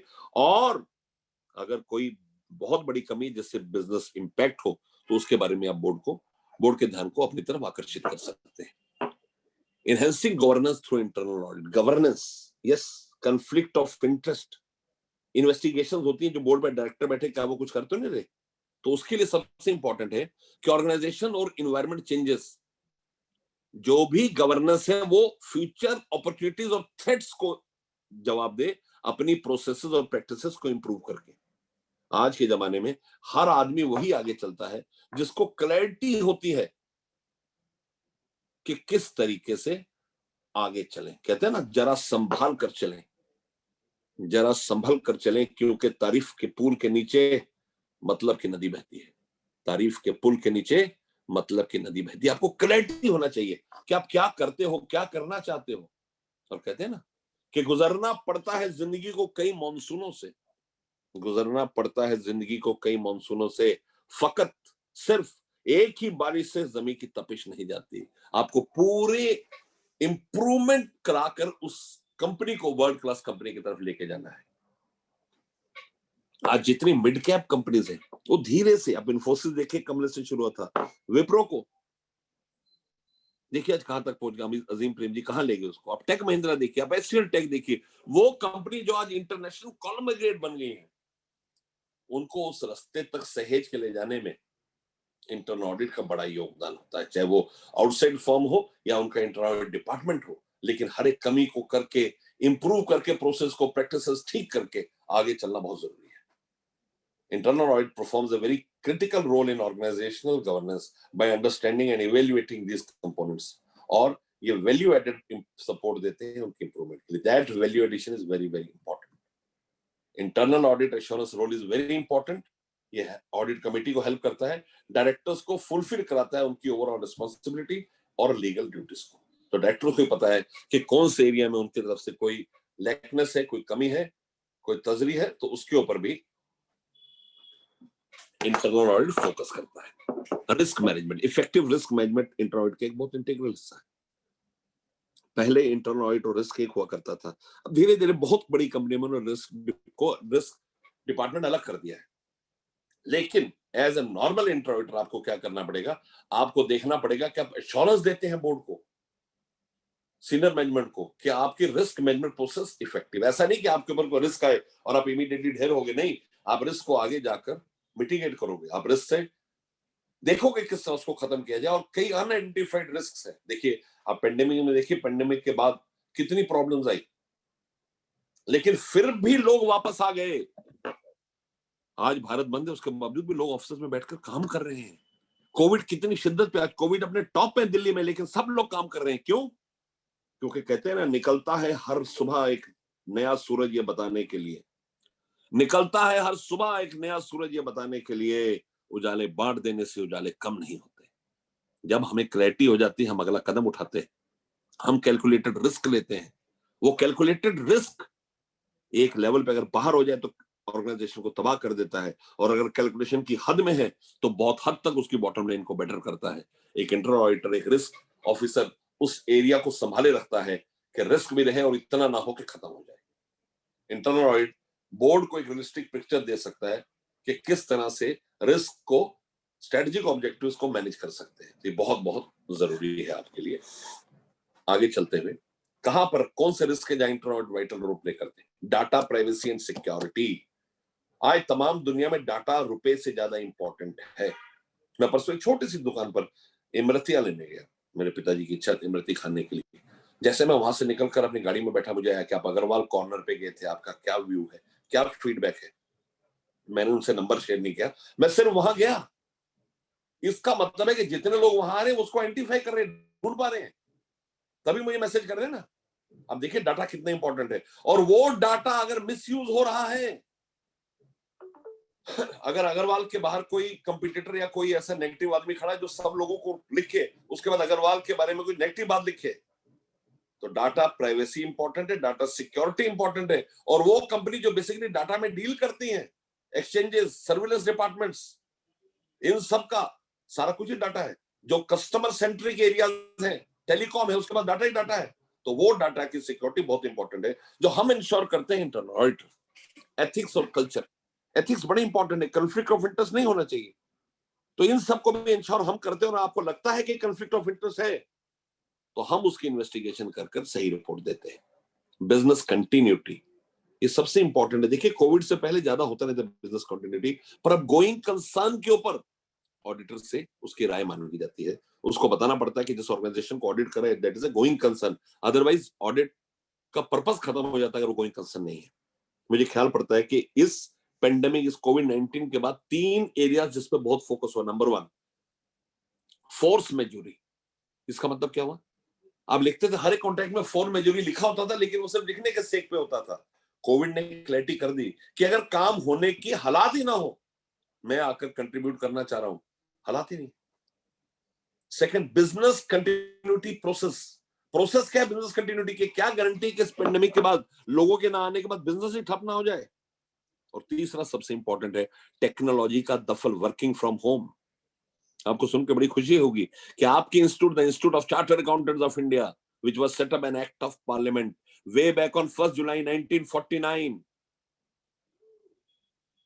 which was much before the promulgation of the constitution, which was on 26 January 1950. जो पर्टिनेंट क्वेश्चन अराइज होता है वो ये होता है कि क्यों कॉन्स्टिट्यूएंट असेंबली ने कॉन्स्टिट्यूशन अडॉप्ट करने से पहले इंस्टीट्यूट ऑफ चार्टर्ड अकाउंटेंट्स को एक रॉयल चार्टर दिया? आंसर बड़ा क्लियर है। वो चाहते थे कि हम लोग बड़ी शिद्दत के साथ एक ऐसी इंस्टीट्यूट बनाएं जो पूरे देश को तरक्की की राह पर अग्रसर करे। हम आज भी ये कर रहे हैं।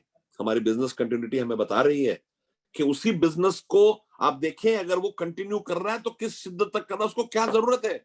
इंटरनल ऑडिट इस काम को पूरे तरीके से समझाता है। Merger and acquisitions, strategic benefits के लिए कई कंपनियां मर्ज करती हैं, कंपनी बड़ी कंपनी छोटी कंपनी को एक्वायर करती हैं ताकि उनको लोकलाइजेशन बेनिफिट मिले। तो इन सब को भी पहले प्री ऑडिट होते हैं जो हम करते हैं। फ्रॉड कितना जबरदस्त तरीके से उभरा है। चार्टर्ड अकाउंटेंट फोरेंसिक ऑडिट करके उस फ्रॉड से बचने की तरजीह देते हैं। प्रोडक्ट इनोवेशन, आप प्रोडक्ट को इनोवेट करते हैं। किसी भी ऑर्गेनाइजेशन का एक प्रोडक्ट है, चाहे वो सर्विस इंडस्ट्री हो चाहे गुड्स इंडस्ट्री हो, आप प्रोडक्ट इनोवेशन को देखते हैं कि उस प्रोडक्ट की क्या मार्केट में इंट्रोडक्शन होगी। आप रेपुटेशन और ब्रांड का ऑडिट करते हैं। कैसा तो नहीं कि आपका ब्रांड और रेपुटेशन की वैल्यू गिर रही हो। आपने देखा ना कि ओला, उबर, ये चाहे लॉस में हो लेकिन इनकी ब्रांड्स की वैल्यू बहुत है, क्योंकि जो इंफ्रास्ट्रक्चर इतना बड़ा सेट कर रहे हैं उसको बहुत तरीके से यूज किया जा सकता है। एम्प्लॉय रिलेशंस बहुत बहुत इंपॉर्टेंट है। एक ऑर्गेनाइजेशन की तरक्की सिर्फ उसके एम्प्लॉयज के साथ रिलेशन पे डिपेंड करती है। आप देखते हो कई बार पूरे के पूरे डिपार्टमेंट रिजाइन कर देते हैं और ऑर्गेनाइजेशन परेशानी में आ जाती है।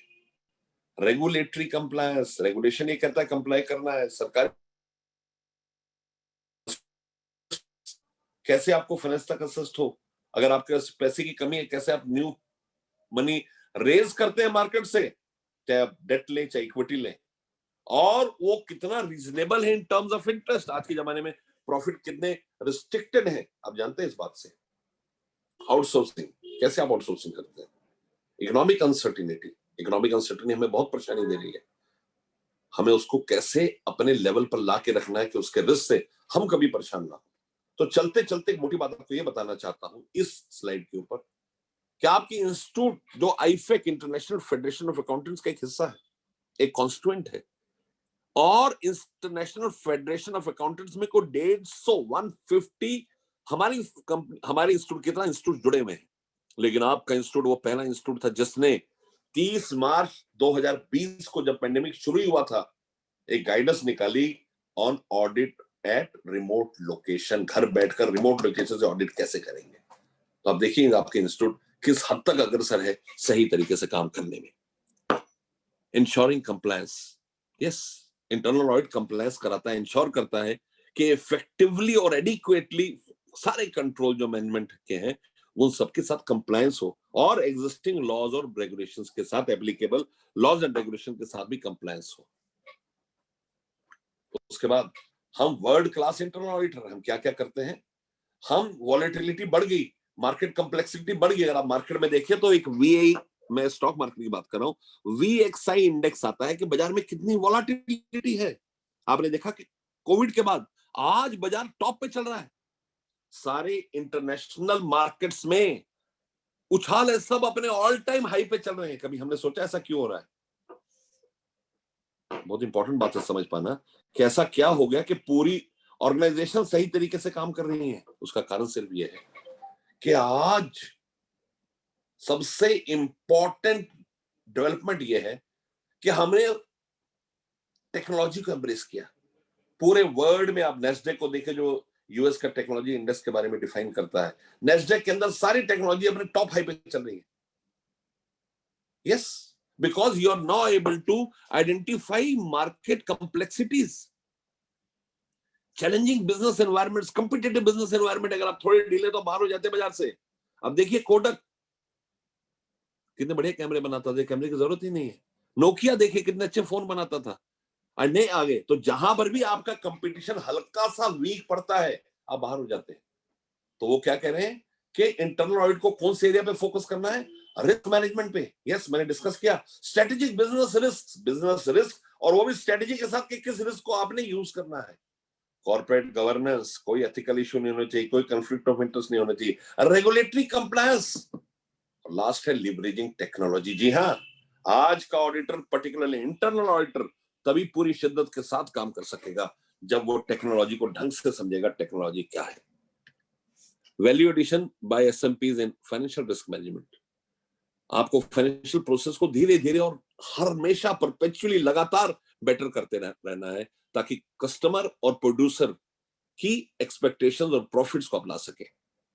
टेक्नोलॉजी एक बहुत बड़ा एरिया है, जिस टेक्नोलॉजी आपको देखता, आपने कभी नोट किया? अब कोई भी सर्विस प्रोवाइडर, वोडाफोन है, एयरटेल, उस पर कोई भी फोन करे वापस आता है, आपका क्या व्यू था, आपका फीडबैक क्या है, बंदे ने काम ठीक किया नहीं किया, वो सब क्या है? This is again technology innovation to ensure that people are happy. Internal auditor एक फ्रेमवर्क निकालता है ताकि उसके रिस्क को डिफाइन कर सके, जो रुपए को, फाइनेंशियल मैनेजमेंट को इंपैक्ट करते हैं, और सूटेबल फाइनेंशियल मैनेजमेंट कंट्रोल बताती है ताकि नुकसान ना हो, और प्रॉपर ट्रेनिंग देना चाहते हैं मैनेजमेंट को, स्टाफ को, स्टेक होल्डर को, ताकि सबको मालूम हो कि कैसा काम चल रहा है। इंटरनल ऑडिटर को सिग्निफिकेंट फाइंडिंग्स को मैनेजमेंट को देना पड़ता है, और अगर ना वो हो तो उसको एलिवेट करना पड़ता है, ताकि जो सिग्निफिकेंट फाइंडेड हैं, जिनको बार बार इग्नोर किया जा रहा है, एड्रेस नहीं किया जा रहा, उसके ऊपर मैनेजमेंट का पूरा ध्यान हो। अब कैसे आइडेंटिफाई करते हैं? सबसे पहले इंटरनल ऑडिटर आइडेंटिफाई करते हैं एरियाज प्रोन टू फ्रॉड। कुछ एरिया ऐसे होते हैं जहां आपको लगता है फ्रॉड हो सकता है, रुपए का बहुत आना जाना है, ज्यादा मॉनिटर नहीं है, ज्यादा कंट्रोल्स नहीं है, इसलिए आप क्या करते हैं? उस फ्रॉड से बचने के लिए आप कंट्रोल एनवायरनमेंट तैयार करते हैं, ताकि हर चीज डॉक्यूमेंटेड हो, हर चीज इस नजर में हो मैनेजमेंट के कि उसमें से कुछ भी फ्रॉड करना मुमकिन ना रहे। आपको एग्जिस्टिंग फ्रॉड और उनके लिए करेक्टिव एक्शन देखने के, धीरे धीरे जो फ्रॉड आपने कंट्रोल मैकेनिज्म बनाया वो भी खराब होता जाता है, क्योंकि नए नए फ्रॉड्स, नए नए टेक्निक्स आती रहती है, तो उनको भी हमेशा अपडेट करना इंपॉर्टेंट है, और एग्जिस्टिंग कंट्रोल्स और सजेस्टिव एक्शंस के गैप्स को भरते रहना, कोई भी फ्रॉड दोबारा पेनिट्रेट ना हो सके, और अगर पेनिट्रेट होता है तो आप कैसे उसको रोक सकते हो। साइबर सिक्योरिटी अटैक आप कैसे रोकेंगे? आपको साइबर सिक्योरिटी स्ट्रेटजी और पॉलिसी मैनेजमेंट की डिस्कस करनी है। आपके पास प्रॉपर सॉफ्टवेयर चाहिए, आपको उसको अपने ऑडिट प्लान में इंटीग्रेट करना है, और मैनेजमेंट को कम्युनिकेट करना है कि स्ट्रॉन्गेस्ट प्रिवेंटिव मेजर्स लें, ताकि सब चीजें सही तरीके से आगे बढ़े। बहुत बहुत जरूरी है इंटरनल ऑडिट ऑफ स्टार्टअप्स। मैंने आपको बताया था स्टार्टअप्स के लिए बहुत इंपॉर्टेंट है। स्टार्टअप्स को क्या प्रॉब्लम होती है? उनकी इनकम्प्लीट और इनइफेक्टिव प्रोसेसेस एंड पॉलिसीज हैं, उनको होलिस्टिकली फ्रेम करना, एसओपीज बनाना है, बहुत बड़ा काम है। Chartered accountant all the cross the board standard operating procedures बना के पूरे प्रोसेस को समझ के बना कर देते हैं। आपको सिखाना पड़ेगा मैनेजमेंट को कि किस तरह एग्जिस्टिंग और एमर्जिंग कंपटीशन और बिजनेस ट्रेंड्स को टैकल करें, और सबसे इंपॉर्टेंट है आइडेंटिफाई करना एक एग्जिस्टिंग एंड इमर्जिंग बिजनेस और फाइनेंशियल रिस्क को। रिस्क कहां आता है, रिस्क को आप कैसे मिटिगेट करते हो, फ्यूचर में अगर वो आता है तो उससे आप कैसे बचते हो। इसमें क्या इंपॉर्टेंट है स्टार्टअप्स के अंदर? Assessing viability of new business. आप नए बिजनेस में जाते हैं स्टार्टअप में अपने विचार के द्वारा, तो आप सबसे पहले देखते हैं कि आप वहां पर वायबिलिटी क्या है, क्या बिजनेस हमें एक लॉन्ग टर्म में बेनिफिट दे सकता है, क्या बिजनेस हमें प्रॉफिटेबल बनाएगा। ऐसा होता है बिजनेस कर कर हम लॉस में जाए। जब आप इससे फाइनल सोच लेते हो तो आप उसमें आइडेंटिफाई करते हो रिस्क को, कि रिस्क उतना ही रहे जिससे कि इन्वेस्टर की इंटरेस्ट इंपैक्ट ना हो।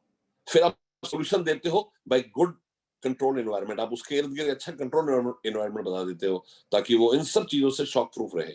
उसके बाद आप फ्यूचर ऑपरेशंस को और ग्रोथ को प्लान करना शुरू करते हो, जो बहुत बहुत इंपॉर्टेंट है। और उसके बाद कंटिन्यूअस प्रोसेस इंप्रूवमेंट कर कर स्टार्टअप को एक वायबिलिटी देते हो ताकि वो काम कर सके।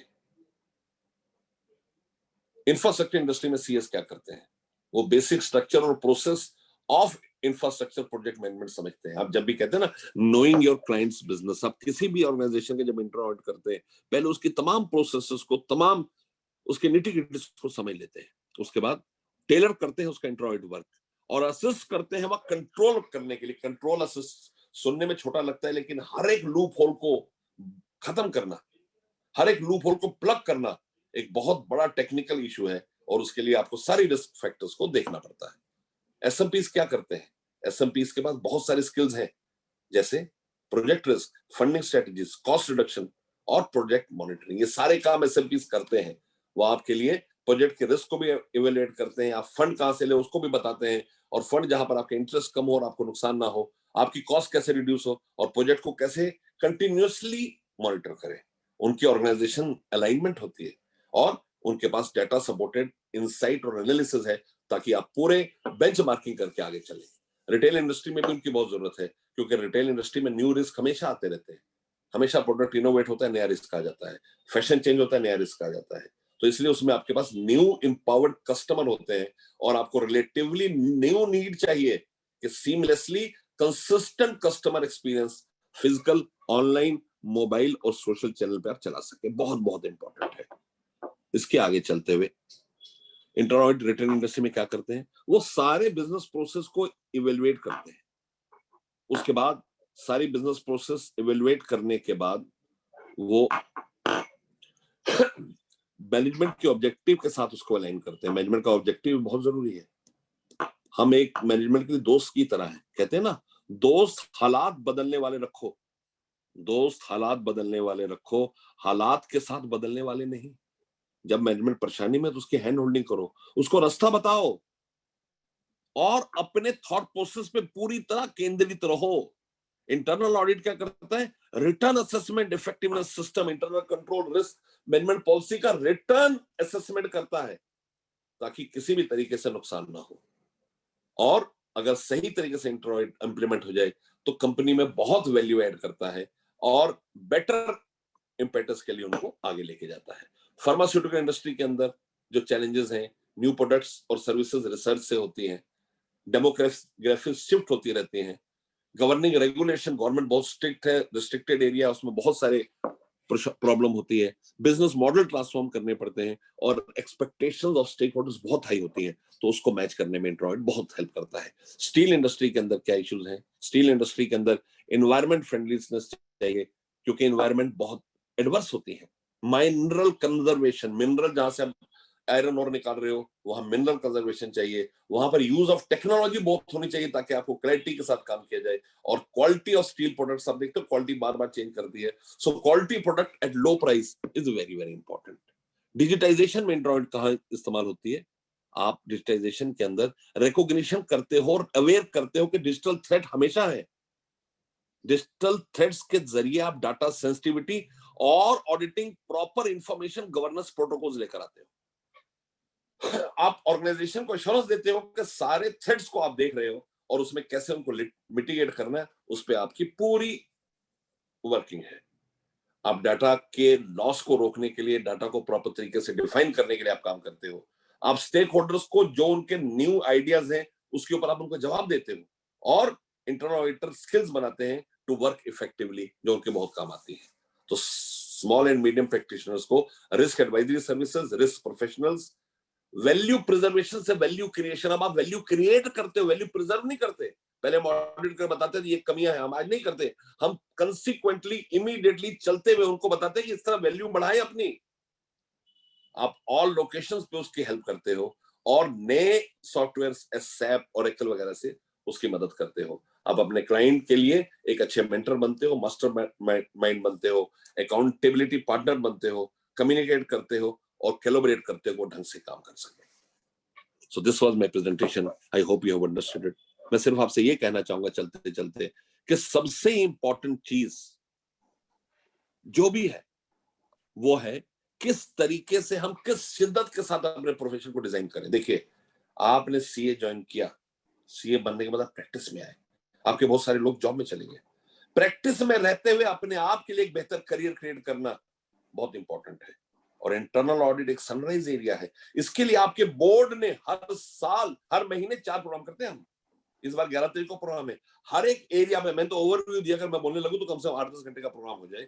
हर एक एरिया के ऊपर हमने मास्टरी क्रिएट करी। शर्मा जी टेक्नोलॉजी में जाना चाहते हैं, दुर्गा दास जी कहते हैं मैं सीनियर आदमी, मैं मैन्युफैक्चरिंग देखना चाहता हूं। हर एक आदमी का अपना कप है, उठाइए और सिप कीजिए। So internal audit is very important. कहते हैं ना, मुझे तैरने दे ए खुदा, मुझे तैरने दे ए खुदा, या बहना सिखा दे, अपनी रजा में अब तू मुझे रहना सिखा दे। आपको अपने गोल्स को, अपनी चाहतों को, अपनी ख्वाहिशों को कलम बंद करना है और उसी गोल्स को पाने के लिए बड़ी शिद्दत और मेहनत के साथ आगे चलना है। इंटरनल ऑडिट बोर्ड का यही ऑब्जेक्टिव है। तो समय ना लेते हुए एग्जैक्ट हम 6 बजे खत्म करेंगे। I want to thank the study circle for inviting me, particularly my friend Mr. Durgadas Agarwal and mister Sandeep Sharma. मैं ये बताना चाहता हूँ कि इस दिल्ली स्टडी सर्कल के साथ काम करने का, इनके साथ प्रोग्राम करने का सबसे अच्छा मजा ये है कि हम जैसे लोग थोड़ा बिजी रहते हैं, लेकिन ये पूरे तरीके से आपको सुबह, जैसे आज प्रोग्राम के लिए मुझे 4 बार फोन आया, तो अमूमन क्या होता है 4 बजे प्रोग्राम होता है, 3:45 फोन आता, आपने ज्वाइन नहीं किया। 4 बार, पहले दुर्गादास जी का, फिर मैडम का इनके यहाँ से आया, फिर 2-3 बार संदीप जी का आया। तो जब आप प्रोफेशनली कोई काम करते हैं तो उसके नतीजे भी बेहतर होते हैं। हमें हमेशा उन लोगों की तलाश करनी चाहिए जिंदगी में जो मेटिकुलसली काम करें, क्योंकि वो लोग जब आपके दोस्त बनते हैं तो आपको कठिन राहों से बचा कर ले जाते हैं। एक अच्छा दोस्त 500 लोगों की भीड़ से बेहतर है। हमेशा जिंदगी में याद रखें, बढ़िया लोग, डिसिप्लिन लोग, मेटिकुलस लोग आपके जिंदगी को बदल सकते हैं।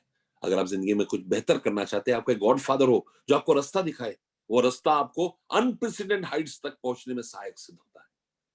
So with these words, I want to thank you all for giving me a patient hearing. Thank you so much. Thank you, sir. Thank you so much. As expected, a wonderful deliberation और काफी motivational भी रहा। I expect कि हमारे participant भी thoroughly motivate हुए होंगे। I would like to invite our founder convener Shri Durgadas Agarwal ji. Thank you Sandeep. I can say कि जहां पर नंदा जी होंगे मोटिवेशन तो अपने आप मिल जाएगा। क्योंकि आई रिमेम्बर इन्हीं के प्रयास से जो GMCS हमारे यहाँ जो चालू हुआ, जिससे कि चार्टर्ड अकाउंटेंट्स को बोलना आया, मोटिवेशन आया, वो इन्हीं का प्रयास था। मैं समझता हूँ उन्होंने ही शुरू में जो क्लासेस हुई थी, इन्होंने, इनका बहुत बड़ा योगदान था नंदा जी का। तो दोस्तों, आज हम जैसे समझते हैं कि इंटरनल ऑडिट ऐसा ही एक CPT चीज है, ऐसा नहीं है। ये एक वैल्यू क्रिएट करने वाला है, जैसे अंकुर जी ने बताया और नंदा जी ने उस पर काफी जोर देकर समझाया। क्योंकि हमको जो प्रोसेस है उसको समझना है और डिलीवर करना है, वहीं से ही हमें वैल्यू एडिशन करके अपने क्लाइंट्स को देनी है। तो मैं समझता हूँ आज का प्रोग्राम बहुत अच्छा रहा और नंदा जी के बिजी होने की वजह से हमको एक अच्छा स्पीकर मिला अंकुर जी के रूप में। तो मैं अंकुर जी का डेलिब्रेशन और नंदा जी का तो खैर कोई, ये तो हमारे अपने हैं ना कि इनको चाहे जब बुला लीजिए। लेकिन बहुत अच्छा रहा आज का। तो मेरी तरफ से अगर पास होते तो जरा शेक हैंड करते, साथ में चाय पीते या लंच डिनर करते। तो बस मैं दिल से धन्यवाद करना चाहता हूँ नंदा जी को और अंकुर जी को। इन्होंने thank you Durgadas ji, thank you so much, thank you so much. और आपसे सिर्फ ये वादा करता हूँ कि आपका स्टडी सर्कल जब आवाज मारेगा हम सदैव उपलब्ध है। कहते हैं ना, जब भी जी चाहे बुला लेना मुझे मेहरबा, जब भी जी चाहे बुला लेना मुझे मेहरबा, मैं गया वक्त नहीं जो लौट के ना आऊंगा, जब बुलाओगे हम हमेशा सदैव उपलब्ध है। That is true. Thank you very much sir. And over to Sandeep. और कल का प्रोग्राम भी जरा एलेबोरेट कर दीजिए, परसों का भी कर दीजिए और वोट ऑफ थैंक्स आपकी तरफ से। Thank you sir, thank you so much. A very big thank to CC member CS Nanda ji, बहुत ही बढ़िया रहा।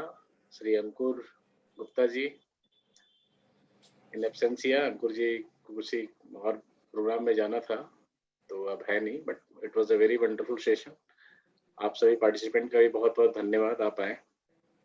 और हमारे मेंटर, हमारे गाइड दुर्गादास जी, आपका भी बहुत बहुत धन्यवाद। आपका आशीर्वाद हमेशा मिलता रहे हम सबको। फ्रेंड्स, कल भी 9 तारीख को भी हमारी वेबिनार है और 10 को भी हमारी वेबिनार है। 9 तारीख को और 10 तारीख को जो वेबिनार है 4 to 6 है।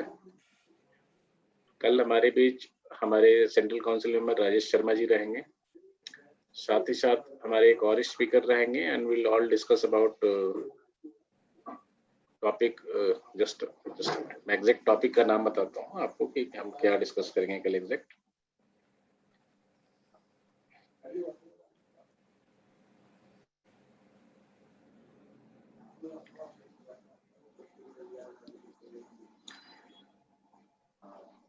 फ्रेंड्स, कल हम डिस्कस करेंगे about professional growth and development, और उसके लिए हमारे बीच में सीए सुनील केसवानी जी रहेंगे, वेरी वर्सटाइल स्पीकर, आपने जीएमसीएस में भी सुना होगा। और साथ में सपोर्ट हमें वो राजेश शर्मा जी भी रहेंगे। राजेश शर्मा जी इंस्टीट्यूट के डेवलपमेंट वगैरह के बारे में बताएंगे हमें कैसा रहा। और इसके बाद 10 तारीख को हमारी जो है 10 तारीख को हमने जो प्रोग्राम फ्रीज कर रखा है फ्रेंड्स, टैक्स ऑडिट पे है। और टैक्स ऑडिट लेने के लिए अगेन हमारे डायरेक्ट टैक्स एक्सपर्ट जो हमारे ओन सीसी मेंबर हैं, सीए प्रमोद जैन जी रहेंगे 4 से, और प्रमोद जैन जी लेंगे पूरा का पूरा सेशन। तो आप सबसे रिक्वेस्ट है कि आप जरूर ज्वाइन करें और ज़्यादा से ज़्यादा बेनिफिट उठाएं। इन्हीं सब बातों के साथ आप सभी का फिर से तहे दिल से धन्यवाद, और आप सब विदा लेने का समय आ गया है। Thank you so much. Thank you.